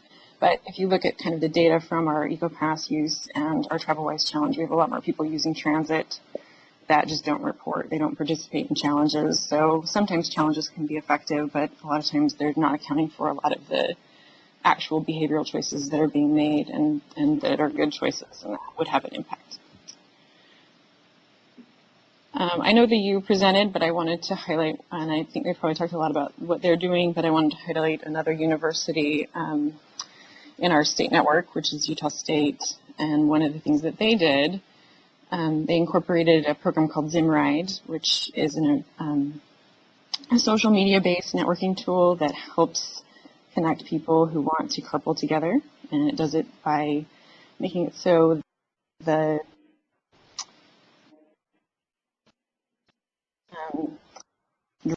driver can sort of end up with some people riding in your car, and you actually get to sort of self-select through your social who could ride in your car and then ask me a bit of money to help support that process. And through that effort, they've done a pretty good outreach and networking for this. They've been able to develop a 4,000-person network, and I think garner quite a bit of savings in terms of mileage and gasoline from students and staff. And we actually got this idea from BYU. They've been using this tool for quite a while. I know there's some local businesses in Utah that are also using this tool to try to help their employees connect together.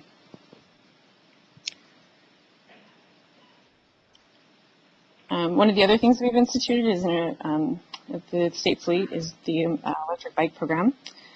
We started this with a UCARE grant that was just a pilot, and it allowed about 1,000 employees on Capitol Hill to have the opportunity to check out electric bikes.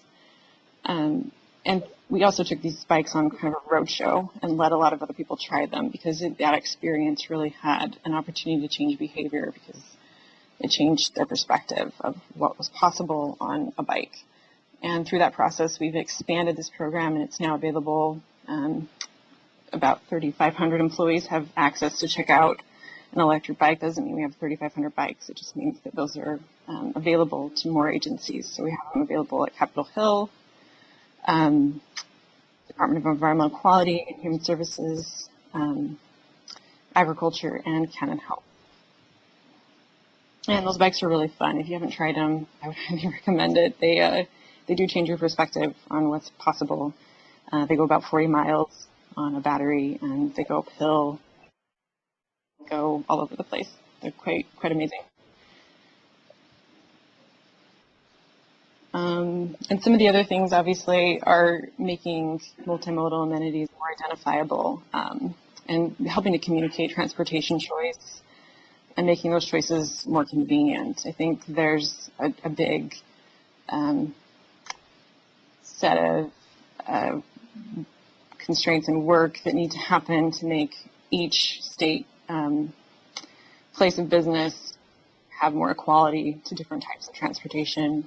But Health's done a good job of saying, you can ride your bike here, and here it is. It's bright. It matches our logo. They did colors that match their logo. They put it right in front of the building. They put it undercover.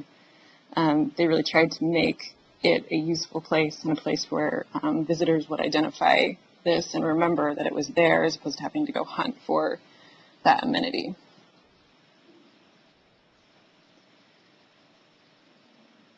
Some of the other programs we have, Car Share is a big one, both within our university systems and within some agencies. We're looking at how do we give people the opportunity to not drive to work because they have an opportunity to use a car, rent a car, or use a car in an emergency. And Green Bike as well. We set up a state contract for Green Bike that allows all of our state employees to buy at a discounted rate. And I think any employer can do that as well and make that a much more economical choice for their employees. And we do have a lot of use downtown because we have a lot of agencies that are located downtown. One of the fun things I like to point out is that making choices fun, making it easier for people to choose not to drive. And I realized that food trucks, I know the food truck group, the league, is working with Utah Clean Cities to try to reduce their emissions from their generators. But when we do these no-drive lunch days, we get a lot of participants, not because they think about clean air, but because they think it's fun and exciting and they like the food. So where we can have an impact without an understanding of air quality needed to participate is a good thing. I'll just talk a little bit about what the state fleet is working on. The state, and this is maybe along the lines of what Kennecott was talking about, but right-sizing our fleet every day. So we've entered into, well, the state's entered into a partnership with a third-party fleet provider, enterprise, to basically provide the right-size fleet to various locations every day. So instead of having cars sit in lots, we have reservation system that brings those cars to us as needed. It also makes it so we don't have big trucks sitting around or big trucks that we have to take, as opposed to using an economy car for different types of trips.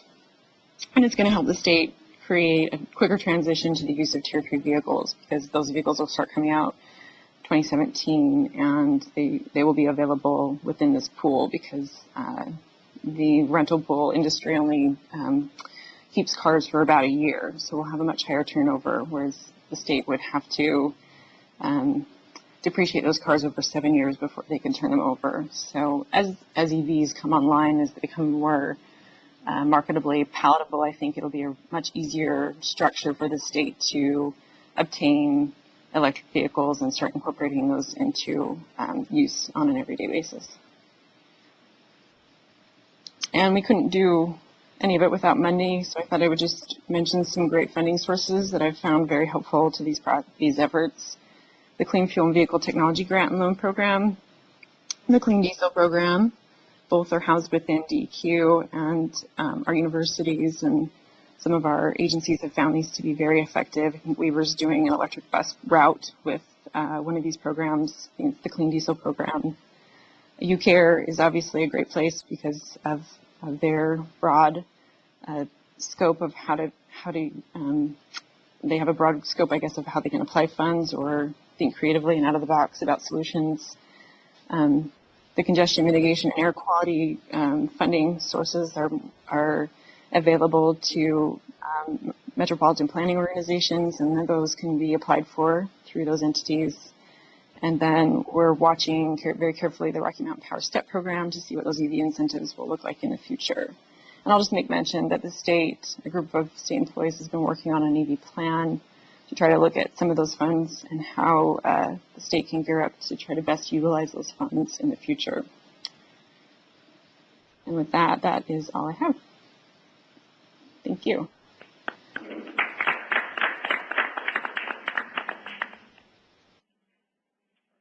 All right. Can you guys hear me on this?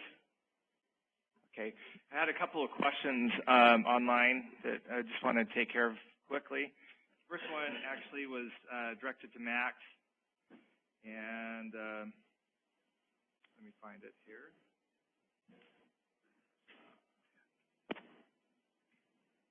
Okay, wanted to find out what percentage of employees, what you're referring to on that was.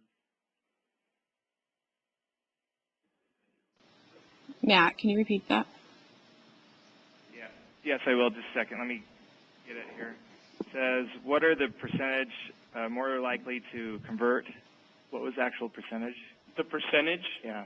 I'm not sure the percentage. I know that the article I read on energy.gov said that employees are 6 times more likely to adopt an electric vehicle, purchase an electric vehicle when the charging stations are available. I hope that answers the question. We'll find out, and we'll go from there. The other one was related to Chamonix's presentation. I wanted to find out what the the inexpensive program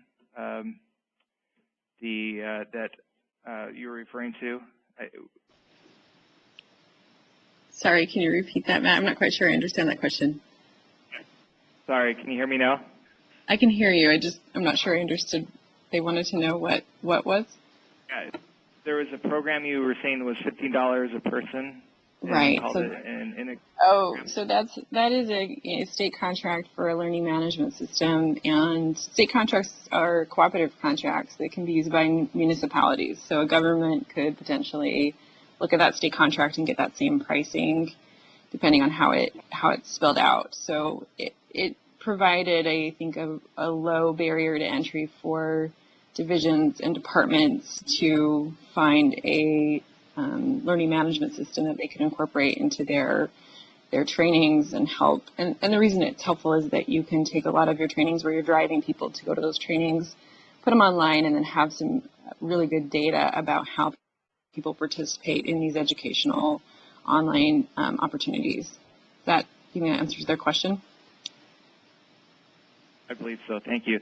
One more question for you, Shamini. Wanted to find out if there was anything done to calculate the emission savings from people not driving during lunch, since there's multiple generators running to provide the food for the food trucks to keep them going. Shamini? Yeah, sorry, that was mute.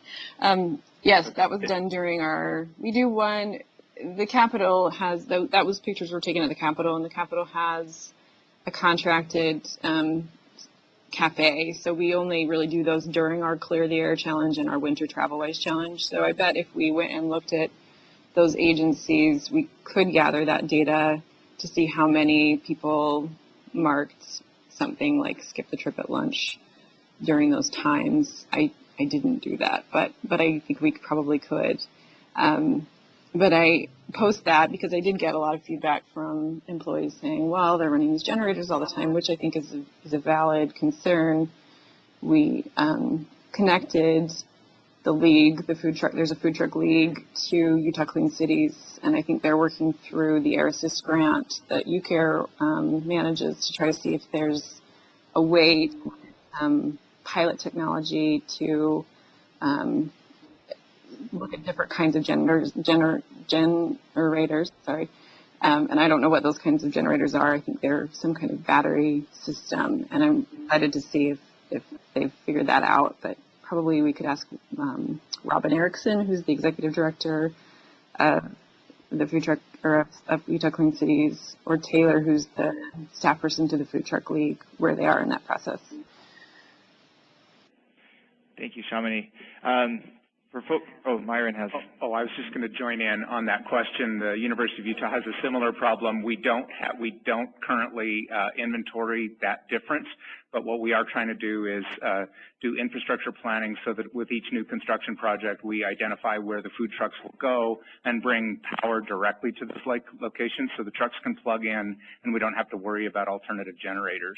It will be a multi-year kind of project to get there, but it is an issue, and we're trying to work through it. Thank you. For the folks here, if you have a question that you wrote down, give them to Mark. If you have a question, didn't write it down, raise your hand and we'll get a mic to you.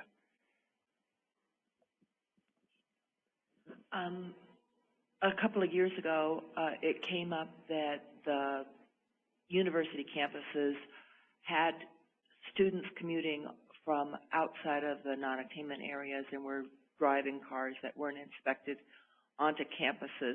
Last time I heard about that, there still was not any change in that. And what are the plans for fixing that? That's a great question. We do look at Hill Air Force Base. Actually, we look at all of our partners and constituents. Before, there was an administrative issue where it's not our office that does that, and trying to convince another entity on the university campus to do that administrative cost. They have a new system now that instead of hang tags, it's a license plate reader, so the technology is much more supportive.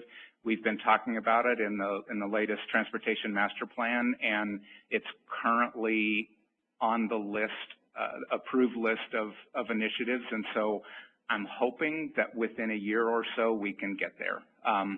We do have a good idea of how many, I don't have the number off the top of my head, but we do have an idea of how many vehicles that is, both not only with students, but also faculty and staff. So it is an issue, and we're hoping to get to it. I would say to that, it would probably help if the state could add a green sticker to our license plate that had, the year that your car was tested for emissions, so that they're current within a cycle. Because a place that could have a really dramatic influence on that is Kennecott itself. Kennecott is probably half contractors. They have a large number of coal burners that seem to run down 9000 South and 106 South. I assume they're heading out towards the industrial area, including Kennecott. If there was a sticker system, Kennecott, I've worked for them, they would police the parking lot, and they'd be sending those contractors home to get their trucks fixed. It would help other employers who have private parking lots. You could then police your own employees if it's something you care about. And half of it is just letting those of us who care fix the problem. We don't need that technology because currently parking is enforced through license plate readers on vehicles. So we have an easy pathway for the university. For the university. But I was thinking for the private employers, we don't have the same path.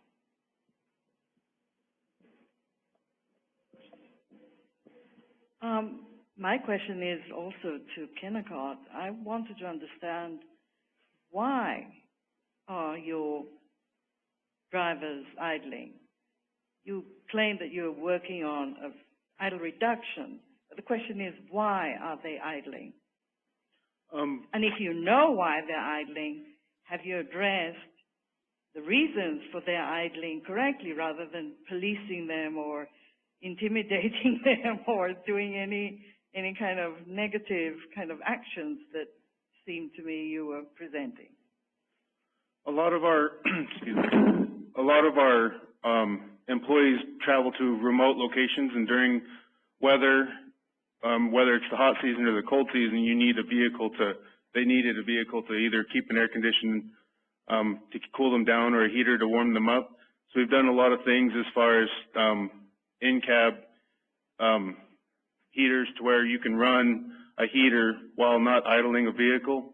So there's we also use a lot of cranes and compressors and welders where the machine has to sit running to run those particular machines. So we're trying to, and then people just got into the habit of, well, I'm going to run it sometime today, so I'll just leave my truck idling all day long, and then when I go to use the welder, it'll already be running and warmed up and stuff like that. So it was, like I said, it was a culture change to try to make them understand only idle your vehicle for the time, for the time needed, or find alternative ways to not idle. But it is basically the remote locations to where you're out there, you're in the environment, and you're trying to stay as warm and safe as possible. So,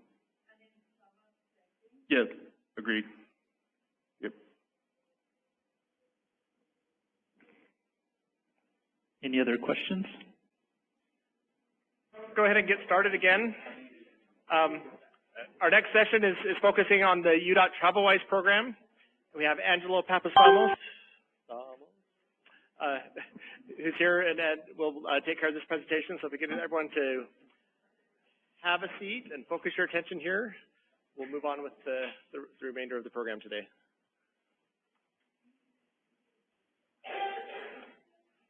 Thanks, Bryce. Good morning. I'm Angelo Papastamos. As Bryce said, I work with UDOT. I work in our planning division. One of my programs, my main program, is the TravelWise program. Been around for about 7 or 8 years. It's a true trip reduction program.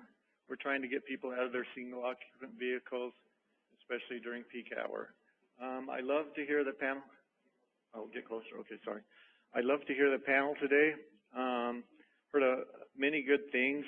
Salt Lake City was most interesting. University of Utah had some really cool things that we're going to continue to explore and work with those partners as we move forward. It's interesting. It's a behavior changing program. We're trying to get people to not, drive their car by themselves. How many people drove today by themselves? Okay. We are going to a trip reduction conference, including me, and I'm talking, and I drove my car today. Okay. It's tough to change. We need to try to change whenever we can. And so our program doesn't have any sticks. It's all carrots. We spend a lot of time working with businesses and communities trying to get behavior change established. I appreciate the Salt Lake City's aggressive goal of 50%. At UDOT, 50% is insane, okay? And so we're looking at the whole state of Utah. And if you look at national averages, really good programs get up to 25, 30%, really good programs. And so Salt Lake City is being way aggressive with 50%, which is cool. I hope that they can achieve it. I hope we can help you achieve it, honestly. And so what I've been able to see so far in the program with TravelWise is, you know, we've showed numbers up to 10% reductions at time. Typically 3 to 7% is what we're getting during winter inversions. If you start looking at the whole season, it's very difficult to see any sometimes at all. You know, you brought up the financial part of the equation, you know. It'll be interesting to see this year's winter inversion, what we'll get, because gas prices are the lowest we've had them at winter time for a while. I'll show you in my presentation a little bit later some of the data over the last 3 years. We've actually seen consistent reduction on our state system and our arterial system during the winters. Okay, so winter inversions, and we believe it's driven a large part by visual, with a lot of different marketing and promoting and stuff. Awareness has been going on, but you'll see some data on that later. Okay, so go ahead, let's go to the slide. Okay, so TravelWise is a true trip reduction program. Okay, here's some strategies. Strategies have been around forever. You know, someone talked about, Shamini talked about teleworking and how we need to pick up that and increase it. The reality is, so many people have smartphones today, and I know me, I can do my job 70% away from my office, and I probably do it about 30 to 40% away from the office. Anyone can go to Starbucks and have Wi-Fi. You can go wherever. You can travel smarter. You can travel wise. You can rethink your trips, and that's what we're really trying to promote. How do you change behavior and rethink all your trips, not just to work and back, but all your trips? Just rethink them. Can you do something different?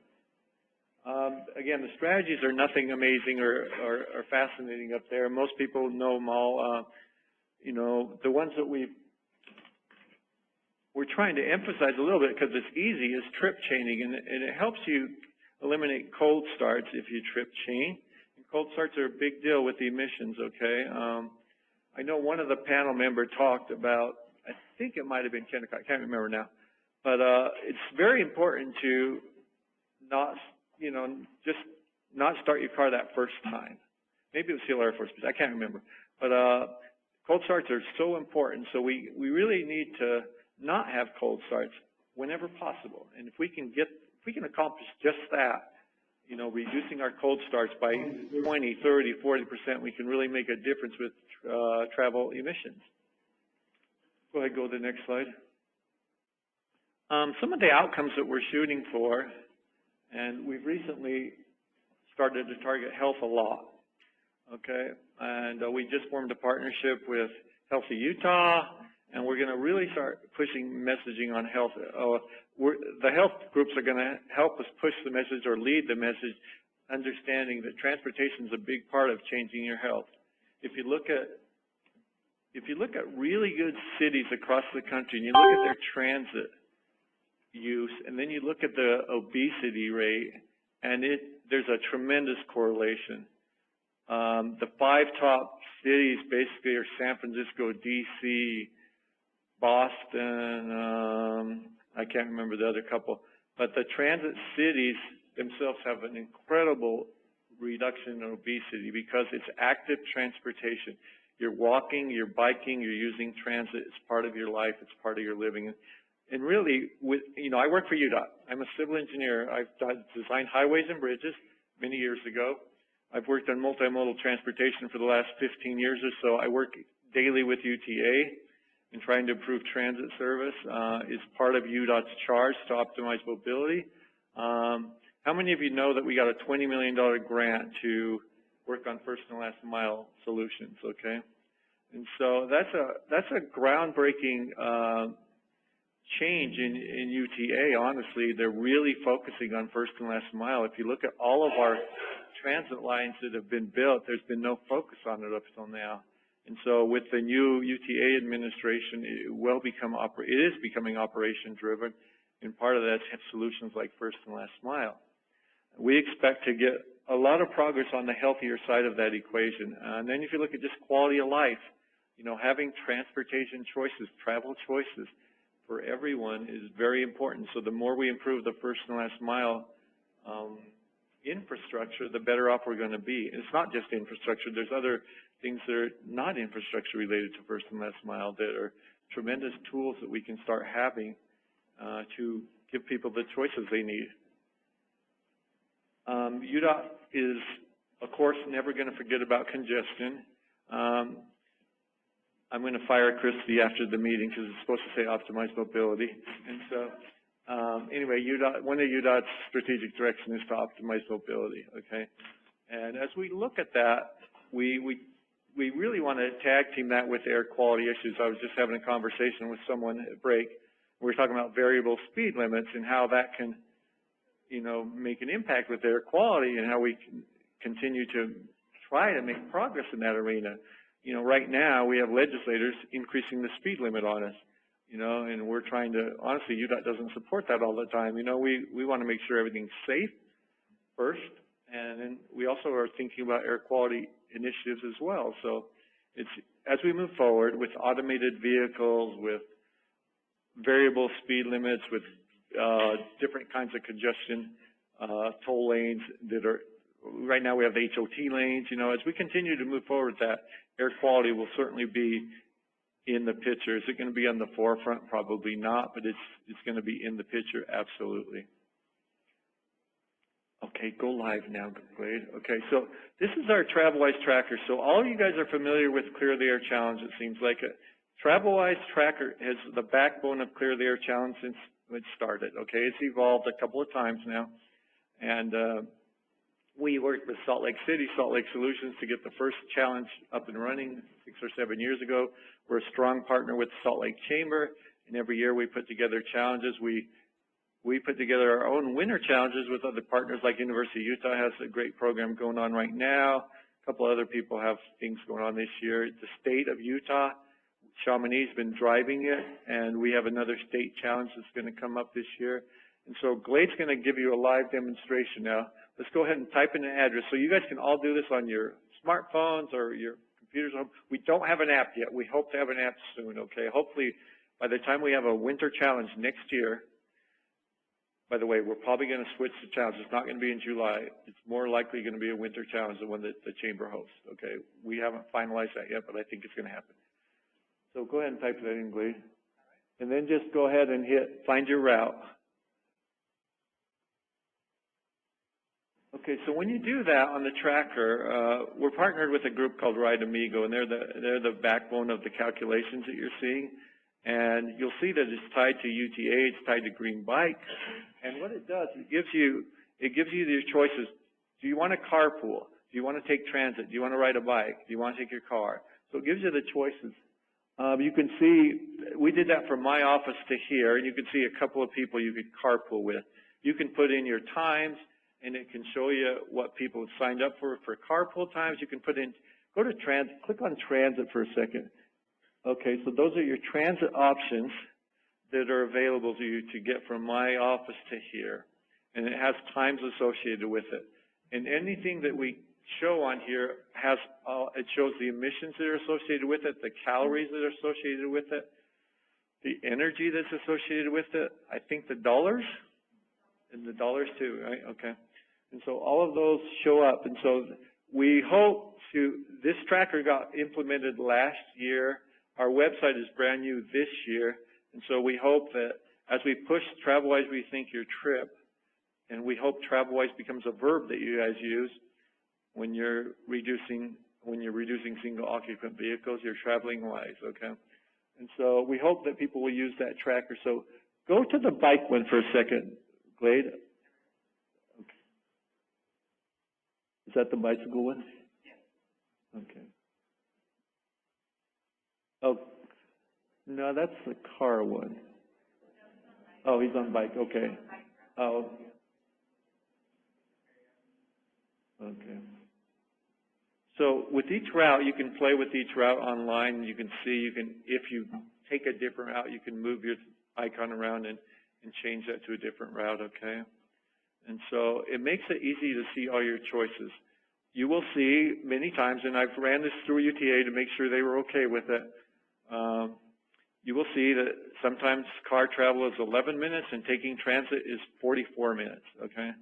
You will see sometimes that riding a bike is quicker than using transit, okay? And that one's tough to swallow, but UTA's seen it, and there are places that transit is not convenient and available, and so it's true. You can ride a bike quicker. And so, again, I think UTA is really making an effort to work on operations. I know that the first and last mile solutions that we're going to implement will help that, and I'll be really interested to see our travel times decrease with transit as operations goes forward, and they're not building major mass transit lines, but they're building operational connections to those lines. Okay, go back to the presentation now, please.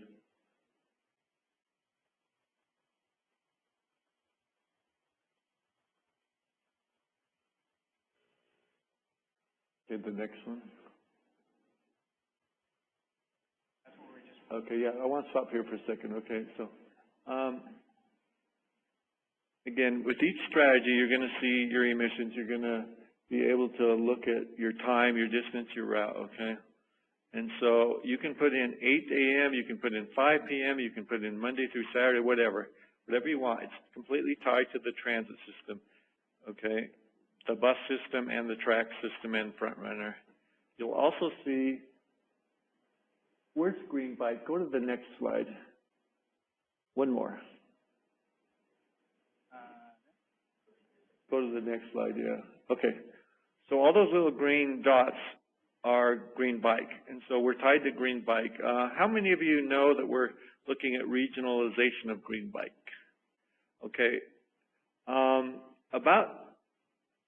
It's probably been about 12 months ago when we finished the report. And unfortunately, what happened is UTA changed leadership, Salt Lake City changed leadership, but we convened a report of how we're going to regionalize the bike share system as we move forward. The way it's implemented in Salt Lake City right now and funded isn't sustainable to take it across the state of Utah, so we're trying to figure that out.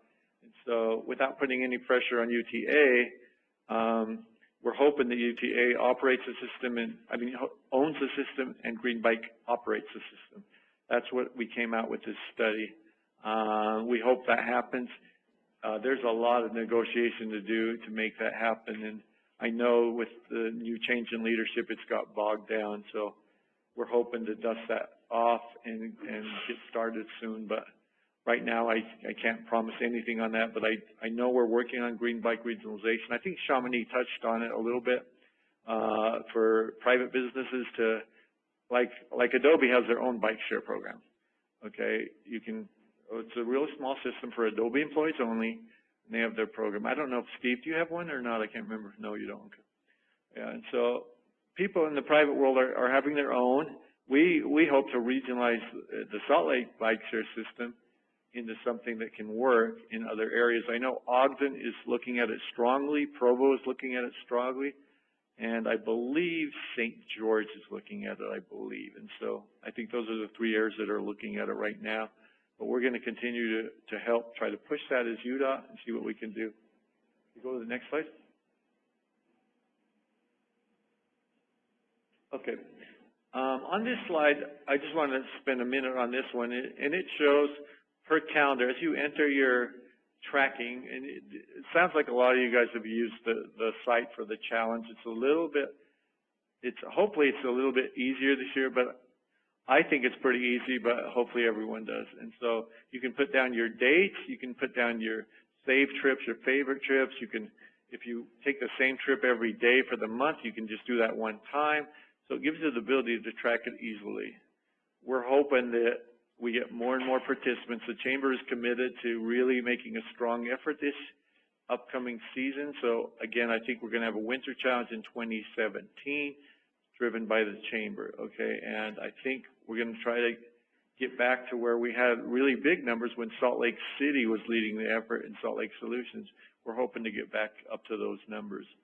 And so, but again, the tracking system that we have, I hope you find it easy. I hope we launch the app, and Kristen, we're going to, right? We're going to launch the app, I hope. So we're pushing Right Amigos, who's the backbone of it, to help us get there with the app, okay? It'll make everyone happy that you have an app and do it on your smartphone. You can do it on your smartphone right now. I do it all the time, but it's not an app, okay? But you can do it right now on your smartphone. Go ahead, next slide. Okay, so then you get into each individual tracking, and you also can get into each team if you choose to have teams. And that's when you sign up for a challenge. A lot of times you have teams. I know University of Utah has several teams usually, and I haven't looked at this year's winter on what you guys are doing yet, but you know, people have teams. State agencies, we have our own divisions. So DEQ, UDOT, we'll each have our own divisions that'll show up. So this will, my cane is good for something, my pointer. It'll just show you all the different things that you've tracked, okay? And again, you can do it by individual or by team, however you want to, and you can look at it. Okay, next slide.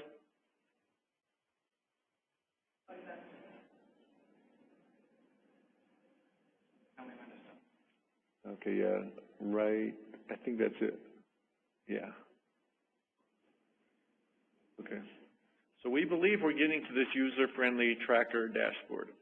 I think it's easy. Once we launch the app, I think it's really easy, okay? So we hope to get more and more use out of it again. TravelWise doesn't work by itself at all. You know, I spend so much time trying to get partners and communities and businesses. We have a team looking at that across the state, trying to get people interested in making travel, you know, making travel behavior choices. And so if you look at the cities across the state right now, Salt Lake City and Park City are the two most aggressive cities that are doing it. There's several cities that are trying to do some things. Ogden City's great, focusing on bicycles. We're just continuing to work with each city, and each of them have their own areas that they want to focus on. I know that we're trying to work with, what's it called, Cottonwood Heights. Yeah, and Cottonwood Heights has all kinds of interesting things going on, and we're trying to understand what they want to do. And part of it, of course, is tied to skiing, because they're right in the heart of people traveling up to skiing, and the transit use has increased tremendously, but my understanding is that they're all full these days, and they need more, you know, and I think UTA, again, is focusing on operations. They're going to continue to listen, hopefully, and we'll continue to try to help achieve what we can to increase transit use up the canyon so you're not having those individual cars. With that said, I live right below Wasatch Boulevard, and the last 2 weeks we've had a ton of snow, and single occupant vehicles are lined up to my house trying to get on the ramp and so to go skiing. And so it's still, you know, we're making progress, but we're nowhere near where we can be. And so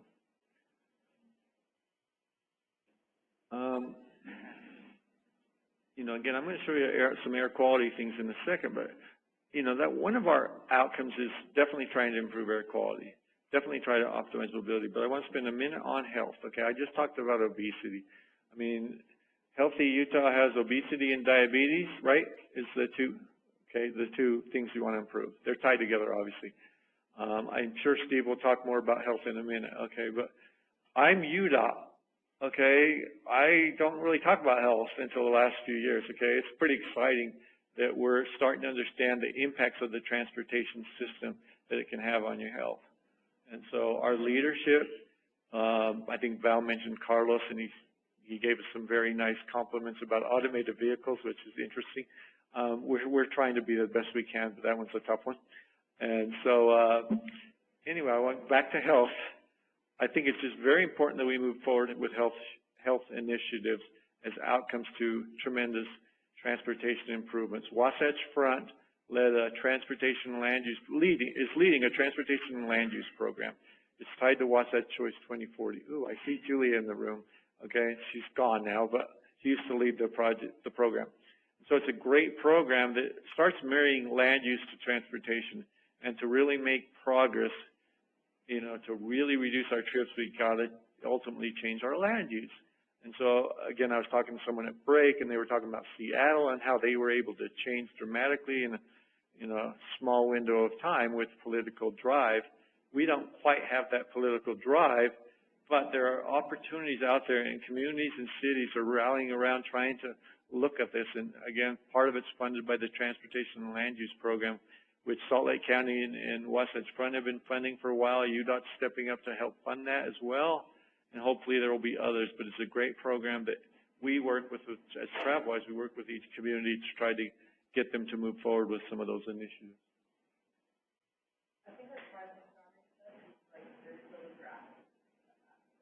So it got cut off?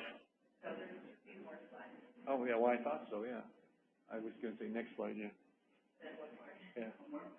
Now, stay there. Stay at the partnership for a minute. Okay. And this isn't current, I see, but this has some of our partners up there. And again, TravelWise can't do much without partners, and so I'm UDOT. I still have a lot of people at UDOT that aren't on board with Traveling Wise, and I spend time with getting UDOT on board with Traveling Wise. I spend time working with state agencies, getting them on board with the concepts. But we as a team work with communities and businesses whenever we can, and whoever wants to listen to us, basically, and see what we can do to improve the situation. Again, you can see some of our partners there. You know, we just want to continue to increase that partner list. It's a little bit larger than what's shown up there, but we just want to continue that. Again, it's very important that we move forward with partners to make this program work. Okay, go ahead to the next slide. Okay, so this is a 3-year recap of air quality emissions during winter inversions, okay? And it's from Provo to Ogden, and it has every state system and every arterial system shown on there. And that runs between November 15th and March 15th, I believe. Okay, and so in that's 3-year period, and it's actually, we have the 4th year period not shown up there. And in that 3-year period, we finally started, the program started 8 years ago. We could not see anything significant until 2012, 2013. Okay, that was the first time we started seeing data that made some sense of, okay, we're getting some reductions in the winter. Okay, now it's not tremendous reductions, but if you look at our volumes, Bryce gave you an indication of volumes. He knows more about the volumes than I do. How much was it per week? 30 million miles a day. 30 million miles a day. Okay, we have a lot of volume out there. So if we're talking a 3.9% reduction, you know, it's not all of that 30 million, but the Provo Ogden takes a brunt of that 30 million. Okay, and so you can see that if we can get those kind of numbers, that's a lot of cars off the road. That's a lot of cars, and that's what we need to do. Yeah, our goal, 50% is crazy. You'll never see a number like that for a UDOT. I pushed 25% in 2025, I believe, was the goal. If we could have a 25% reduction, I tied it only to peak hour, however. If we could have a 25% reduction during peak hour, that was the goal that I had laid out for UDOT. They all thought it was crazy. We ended up settling on a 7.5% just to make it look legitimate. I think 7.5% goal for UDOT in 2025. Okay, we're moving towards that. There are times during the winter inversions you'll see some success like that. There are other times you see none of that. Unfortunately, in the summertime challenges, you see none of it. Summer travel is really hard to figure out because people are going on vacations. They're just traveling differently, and you're not seeing any reductions whatsoever on the state and arterial system. You know, so it's tough. Other months, we haven't analyzed other months. You know, I think May and June are equally as difficult as well. September, October, we have great air quality. People aren't changing their travel behavior much. So we're hoping next year we have a tremendous, well, this year we have some good progress, but it'll be interesting with the gas prices. No doubt about it, the lower gas prices are getting people in their cars more. And so when we analyzed what gas prices you need to get people out of their car, we came up with $5.50 a gallon to start having noticeable changes. I think University of Utah came up with 7 or something. I think Keith did a study a while ago that showed a higher number than $5.50. It might have been like $7 or something. But anyway, we know that that's a tough sell, you know, to get prices that high. And, you know, I don't know about you, but I don't really want to pay prices that high, you know, but it also, if it can help improve our air quality and it can help our travel choices, it's not necessarily a horrible thing. And so, but I'd like to be able to push people to travel differently without that. And so that's all I have. Any questions real quick? And then I'll turn it over to Steve. We did have a couple online. Oh, okay. So we'll get those and then get the folks here that want to ask. One question came in about the, they noticed that the map did not include Park City routes and wanted to know if, and they said that the Google transportation format is available for Park City transportation. Could that be put in information from Google? Yeah, it can absolutely be put in. I think whoever's right that we don't have that. Is that right, Kristen? I don't think we do. Yeah, but we can put it in as the answer to the question. So. Okay, and then does the map account for current traffic? Yes. Yeah. And those are all the ones online. And we'll take a couple, and we'll limit to 2 or 3. So, in the room. You said you had another year of data, but that was not on the slide? Yeah, I'm sorry. Yeah, we did last year's data. I believe the number, Kathy, was, I think it was 2.2 or something. So it was still a reduction. It wasn't a big one, but it was still something. Yeah, I think it was like that, somewhere around there. Do you remember? It might have been 1.5. I don't remember. 1.5, 2.2, something like that. Has UDOT done an analysis on the Wasatch Front of how a variable speed limit on the interstate would decrease air pollution? So, if, say, on yellow to red air days, we instituted a variable speed limit that dropped the speed limit to 60 for those days, and then it went back up to whatever insane number it is now. The rest of the time. Thank you for the question. Yeah, we were talking about that at break, and so thank you. UDOT hasn't completed a study to date that I'm aware of. However, I do know that we are beginning to look at all variable speeds relating to not just air quality, but to congestion as well. So I hope as we move forward, we will complete that study and look at not just variable speeds, but also just speed limits. You know, we keep getting legislators increasing speed limits on us, and we're not thrilled with it at UDOT. I mean, so we'd like to have the speeds a little bit lower, and for safety reasons and for air quality reasons. Is that it? Anything else? One quick question for you. What's the budget of TravelWise? The budget of TravelWise changes every year. We are funded by 3 to 5 different groups every year. I have funding from Wasatch Front Regional Council, funding from Mountain Land Association of Governments. I have funding from the federal program that we run for our planning division. So anywhere between 200,000 and 500,000 maybe is what I'm averaging, somewhere in there, depending on the year. I used to have private funding. Rio Tinto Kennecott back in the day gave us money, you know, to help out. Oh, the one thing I forgot to also talk about real quick was we're implementing a van shuttle service as a test pilot from our building, the Calvin Rampton building, to and from the 53rd South Frontrunner Track Station. So we're going to test that out so people don't have to drive their cars, so we can increase mass transit use to get to our work. Okay? I'll turn it over to Steve now. I think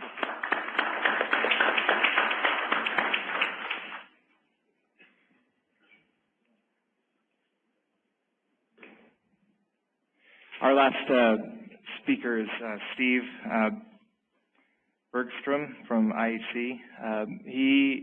During his presentation, we're going to be handing out the surveys of potential topics for ongoing webinars. Just fill those out and return those to the right here on the corner as you leave. That'll help us out with planning going forward. And we're going to have a quick wrap up afterwards, so just like 2 or 3 minutes after Steve's done. Thank you. Great. Well, thank you for having me today. Excuse me. My name is Steve Bergstrom. I'm Director of Sustainability for Intermountain Healthcare.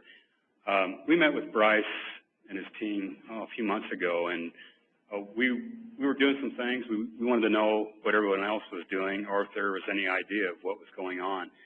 And we all said, don't know. Let's bring some people together and find out. And so I really appreciate you guys pulling this together. This is great. We certainly didn't leave the best presentation for last. There's been some great ones today, and I've garnered a lot of ideas of things that we could be doing within Intermountain Healthcare.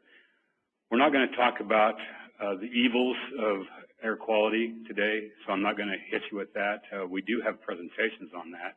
Dr. Liz Joy, she joined me when we met with Bryce, but she's a big advocate of making the air cleaner, and she will leave no stone untouched or unturned in her approach to air quality. So we're going to leave that alone today, and we're just going to talk about some things at Intermountain that we're looking at, and some of the things that we have tried to do, and then some of the things we're looking to do in the past and the future. Just a little background. We've got 23 hospitals. We go across the entire state. Healthcare gets a little more complicated than normal businesses because we run around the clock. We run through weekends, holidays, you name it. And so the shifts don't always match up with what's currently available out there. It makes it a little more difficult for us to do car sharing, carpooling, and so we're challenged in some ways in making those things work for us. Interestingly enough, we're working with UTA on this. Their last train stops running half an hour before our shift change. So it doesn't work well for our employees, and we're trying to work with the groups to kind of change that. We've got the slide here, I thought was updated until yesterday, got some more numbers, but we're almost 40,000 employees now across the state. So we're a fairly large company. We've got a fairly big impact. We'll look at some of the numbers in just a moment. We've got about 6,500 physicians that we employ, and about just under 1 million lives that we cover. And so we're actually looking at things we could be doing with those people coming to see us as well. Emergency room visits probably aren't very predictable, but the office visits and those kind of things are. And I know we've been talking with the university hospital about trying to look at some joint things along that line. Next slide, please. Some of the things, we heard about culture today and change and all that, and some of the things that we looked at as we embarked on this was, what's going to be our foundation? What's going to be our rally call? And we look at our mission statement, which is helping people to live the healthiest lives possible. And again, Angela talked about health. I think Myron talked about health, a couple others as well. It all really does come back to that. We can debate the economics all day long. That is what hits your pocketbook, but that's not typically what drives you. The ability to stay alive, to keep functioning, the health of your grandkids, your kids, your unborn kids, that's what really matters. And so that's where we're really trying to hit people. One of the things we did institute with this culture change is to take it back to the health impact. And so with our employees, we're actually showing them what this bad air looks like in their environment when it's yellow and when it's red air days. Next, click. Okay. We also have an initiative called No Harm, and that No Harm is with our patients and with our employees, and we actually stretch it out to our communities as well. And we feel very strongly about that. And so we again are equating people driving their cars to actually harming their patients, their families, their communities. And so again, we're tying that back in so there's a connection that they actually have an active role in this. A lot of people don't see what driving their car can do. And so it really is important for us to be able to connect them back to that health piece. Next slide, please. You can go ahead and connect all those. I think that might be all of them. We actually have a few things in place, and we've actually put these in place over time. We actually subsidize our employees with public transit passes, and we use a van share. We actually instituted that last year for our folks working at our Lake Park area. They have a fair ways to go, and so we weren't getting any transit travel with those employees. And we started with one van. We're up to, I think, 6 vans now. And so it's actually moving in a pretty good direction for us. We're seeing some real positives there. The employees are really enjoying it as well, and they like that. Transit passes. We actually, instead of having more cars we're actually issuing transit passes. So instead of checking out a car, you get a transit pass, which allows you to ride tracks or a bus or a front runner. And then you turn it back in. So you don't have to be a full-time rider, but if you're going to a meeting or whatever, rather than getting a pool car, you do this transit pass. Our fleet, we've actually converted our fleet. We have no vehicles now that are over 10 years old. They're all under 10. The goal is to have everything at 5 years, and we hope to achieve that by 2020. The good thing with that is a newer car is a more efficient car, and it's going to burn cleaner, and so that's really what our objective is there. And why that's important we'll show you in a moment. We do have monitoring devices in all our vehicles. Back to the punitive side, we really don't use it as punitive. We use it as a coaching moment. We also reward our employees based on their performance. And it's really helped move into some positive numbers, and we'll show those in a moment as well. But the employees actually aren't seeing it as a negative as much as positive, and it's showing how good a job they're doing. And with our drivers for our home care and for our courier, that's all they do is drive, and so it really is showing that they're performing their job well. We started doing WebEx and a new program called Telepresence. It's basically a camera, and so if we were participating today, a camera would be on this whole room, and it has the ability when you're speaking, it'll actually focus down on you, and then it'll zoom back out, and wherever you're talking to. So if we're in Salt Lake doing this, sorry about that, and we're talking to St. George, we can actually see each other in a room. Some people feel that's a better connection. I really don't care. I like the WebEx. It works well for me. But the telepresence is something we've put in all of our big hospitals now. And then work from home. We started doing this about 5 years ago with just a couple jobs, and now we've gotten it up to about 300 plus people. We're hoping to actually take that out to about 1,000 by the end of this year. It does take a fair amount of training, and there has to be some rules and governance around. I think Hill Air Force was talking about that. We don't have as many people turning wrenches, but we still have people that have to touch patients, and so they kind of are out of the program, but we do have a lot of business application that could be doing it, including myself. I don't need to be in the office every day. And then Safe Pathways. Angelo just talked about his app out there. We actually use that with our HR, so as we hire a new employee on, we actually talk about their route to work, and we talk about some of the programs that are available to them with the passes and how they can get to work. We do encourage bike riding and public transit as well as just walking. I think I might have mentioned this already, but we have a 10,000 step program where we want you to get 10,000 steps a day. Is anybody else doing that? You should. That's really the benchmark number that you're supposed to hit every day with activity if you don't want to die of cardiac problems. So anyhow, to get that 10,000 steps, you've got to get up and move around a lot. And there's days when I'm having to just go out and take a long walk to make my 10,000. But we do reward our employees, and we don't want them taking unsafe routes. And so the map that they showed is really a good map for us to be able to use. We do have an application on Intermountain site. I don't know if the University of Utah has one or not. Do you know, Myron? That shows safe routes and safe hikes. Okay. It's out there. I'm sure eventually everybody will have apps like that.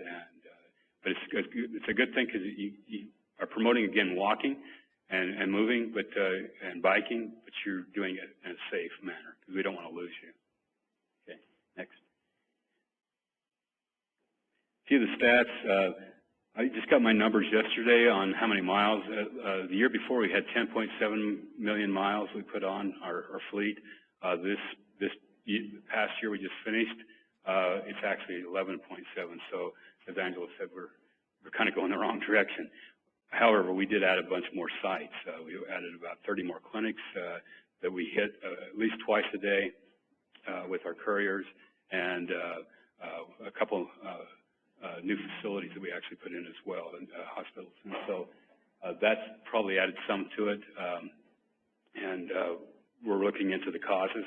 But again, we're monitoring. Back on that monitoring, it actually will show you if you're taking the most direct route as well, because it does actually, it shows from this point to that point. And if our drivers are going a different way, it actually shows that. So those monitors actually are pretty good from a business case. I already talked about our 10-year age. We have a mix of vehicles right now. We've looked into going electric vehicles. With the amount of miles we're putting on, we'd have to increase our fleet almost fourfold in order to meet that, and that just doesn't make sense at this point. So that electric's probably not going to work for most of our fleet. However, our pool cars, where I'm just running from my office to our corporate office downtown, it's about 19 miles. There's no reason why I can't use an electric car, and that's what we're introducing. We've got a couple of those now, and we hope to have 10 by the end of the year. And hybrids, most of our miles are done with hybrids. Being medical, again, we're talking lives in a lot of cases, and so we want a vehicle that's going to keep going, whether it runs out of juice or runs out of gas. And so it's really important for us to keep those vehicles going. And so at this point, most of them are hybrids. But again, that's better than just being straight. And we do reward those guys if they use the alternative before the gasoline. So, and our ridership right now with ETA is about 7%. We have a goal this year to have that at 15%. Again, we're looking at the whole state with our employee group, and UTA doesn't necessarily service all the places. Delta buses are a little thin as far as their routes there. So we have some other alternatives that we can do there, but we want to get at least the bulk of our Salt Lake Valley, McKay-Dee, that area riding transit. You can see that that's about 4.2 million miles that we're avoiding in single-use vehicles by having that ridership. So we're really looking forward to getting that moved.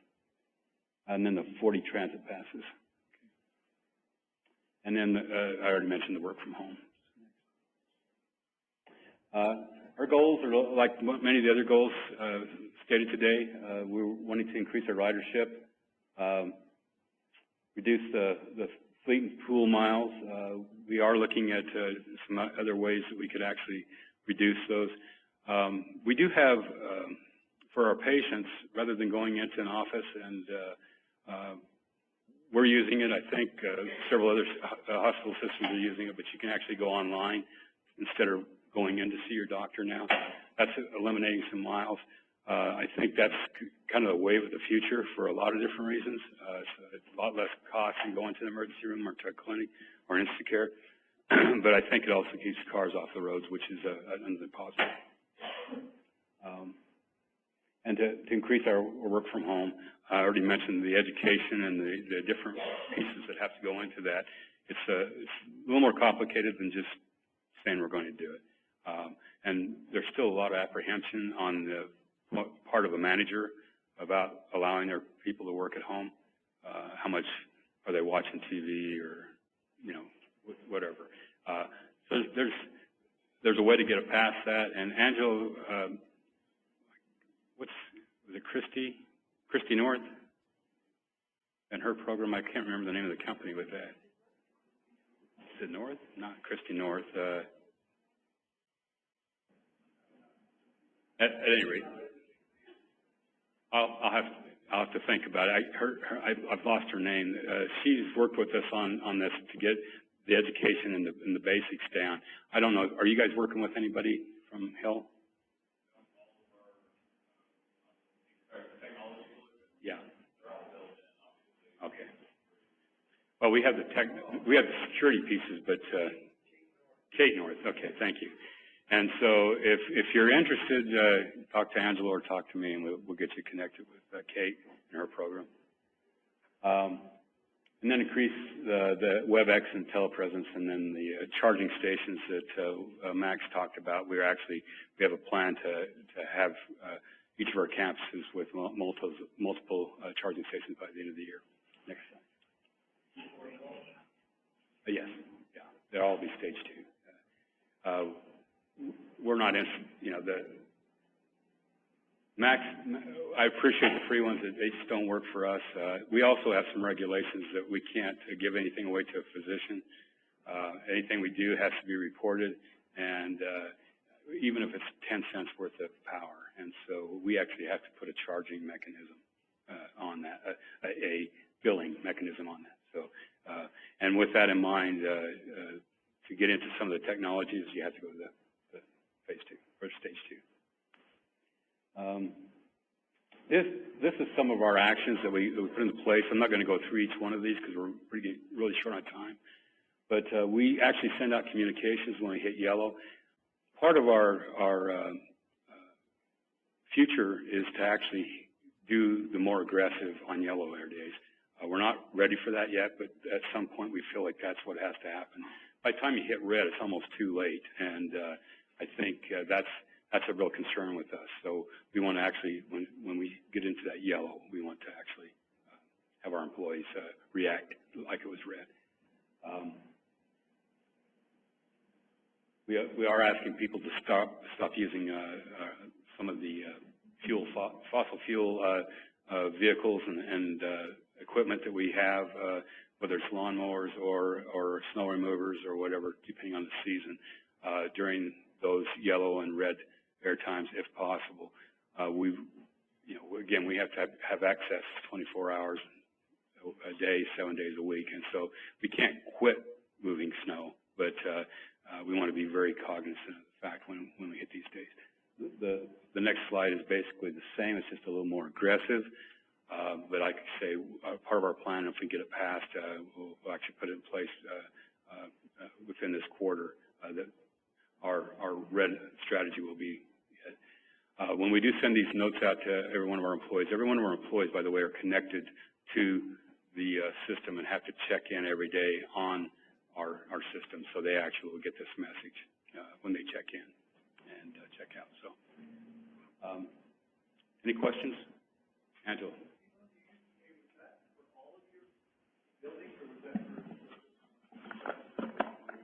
That's our entire population, yeah. Not as big. Well, we have 40,000 employees, and so that's 7% of 40,000. It's not quite what it needs to be. That's what. Yeah, I just wanted to know whether the 7% was all of your facilities or just one of your facilities. Yeah, it's all the facilities. The question online was, what is the best way to calculate employee VMT? Calculate employee VMT, vehicles miles traveled. Well, we actually went to our HR department and we looked at the distance that they're going, and then we looked at how, subtracted out the ETA group. That left us with the others, and we're assuming that no action is taking place. We do know who's carpooling as well, and so that's how we calculate it. Have you surveyed employees as to why they're not being trimmed? Yeah, we did, and I don't remember who had that earlier. Was that Tyler? I think it was Tyler. We got some of the same excuses. Everyone can think of the excuses, and again, what we tried to do is turn that around because we knew we were going to get some of those, and so we're trying to get into the health piece. And the air you're breathing is really poisoning you and actually creating a problem down the road. You may not feel it today, but your heart's going to feel it and return the favor at some point in your future. And so we're trying to do that kind of messaging. When we send out the alerts during the day, we actually have other messaging we send. So we talk about that, talk about the 10,000 steps to live well activities. But it's lots of excuses. Could we get you to ask that question into the mic so the folks on the phone could hear it? Instead of a daily email communications about the quality, what about a weekly forecast and tips on each days? I've been working with some folks who've been studying atmospheric pressures, and they're working with the legislature on like you said earlier, when it's yellow and red, it's already too late. Plan ahead for the week. That could be a good strategy. Yeah, and I think we talked a little bit about that during our meeting, but we still have some connector issues as far as getting people connected up. We did have a live feed at one point, and then that kind of failed on our system so people could actually look at it. We do try to get people hooked up to the Utah Air app so that they can actually see that. We want them to take some responsibility in this. I mean, I appreciate what you're saying. We're going to try to do whatever we can, and it's a really good suggestion. But we want them to start taking some ownership on their own. It's their health, and they really need to buy into that. But good suggestion. All right. Thank you, Steve. Thank you.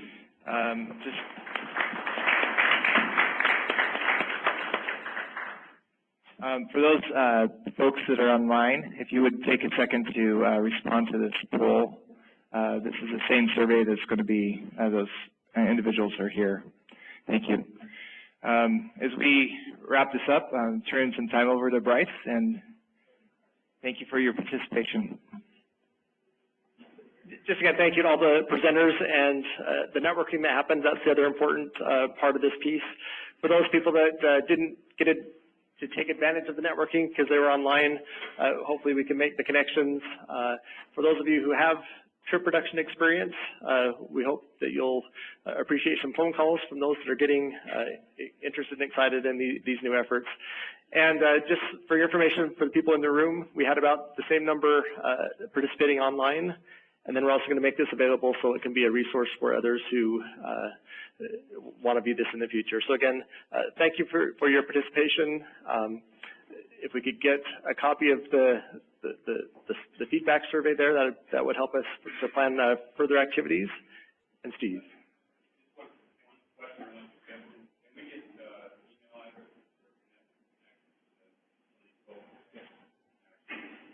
Yes, we can get that to you. Well, we can make the presentations available as well as the individuals who sign up, so we can get that. One last thing, just to reiterate what Bryce was saying, we plan on doing kind of a brown bag webinar, like an hour-long or 45-minute-long webinar, potentially every quarter of a specific topic, and that's why we're asking the question. So go a little bit more in detail on that specific topic and go from there. Okay, thank you, and travel safely.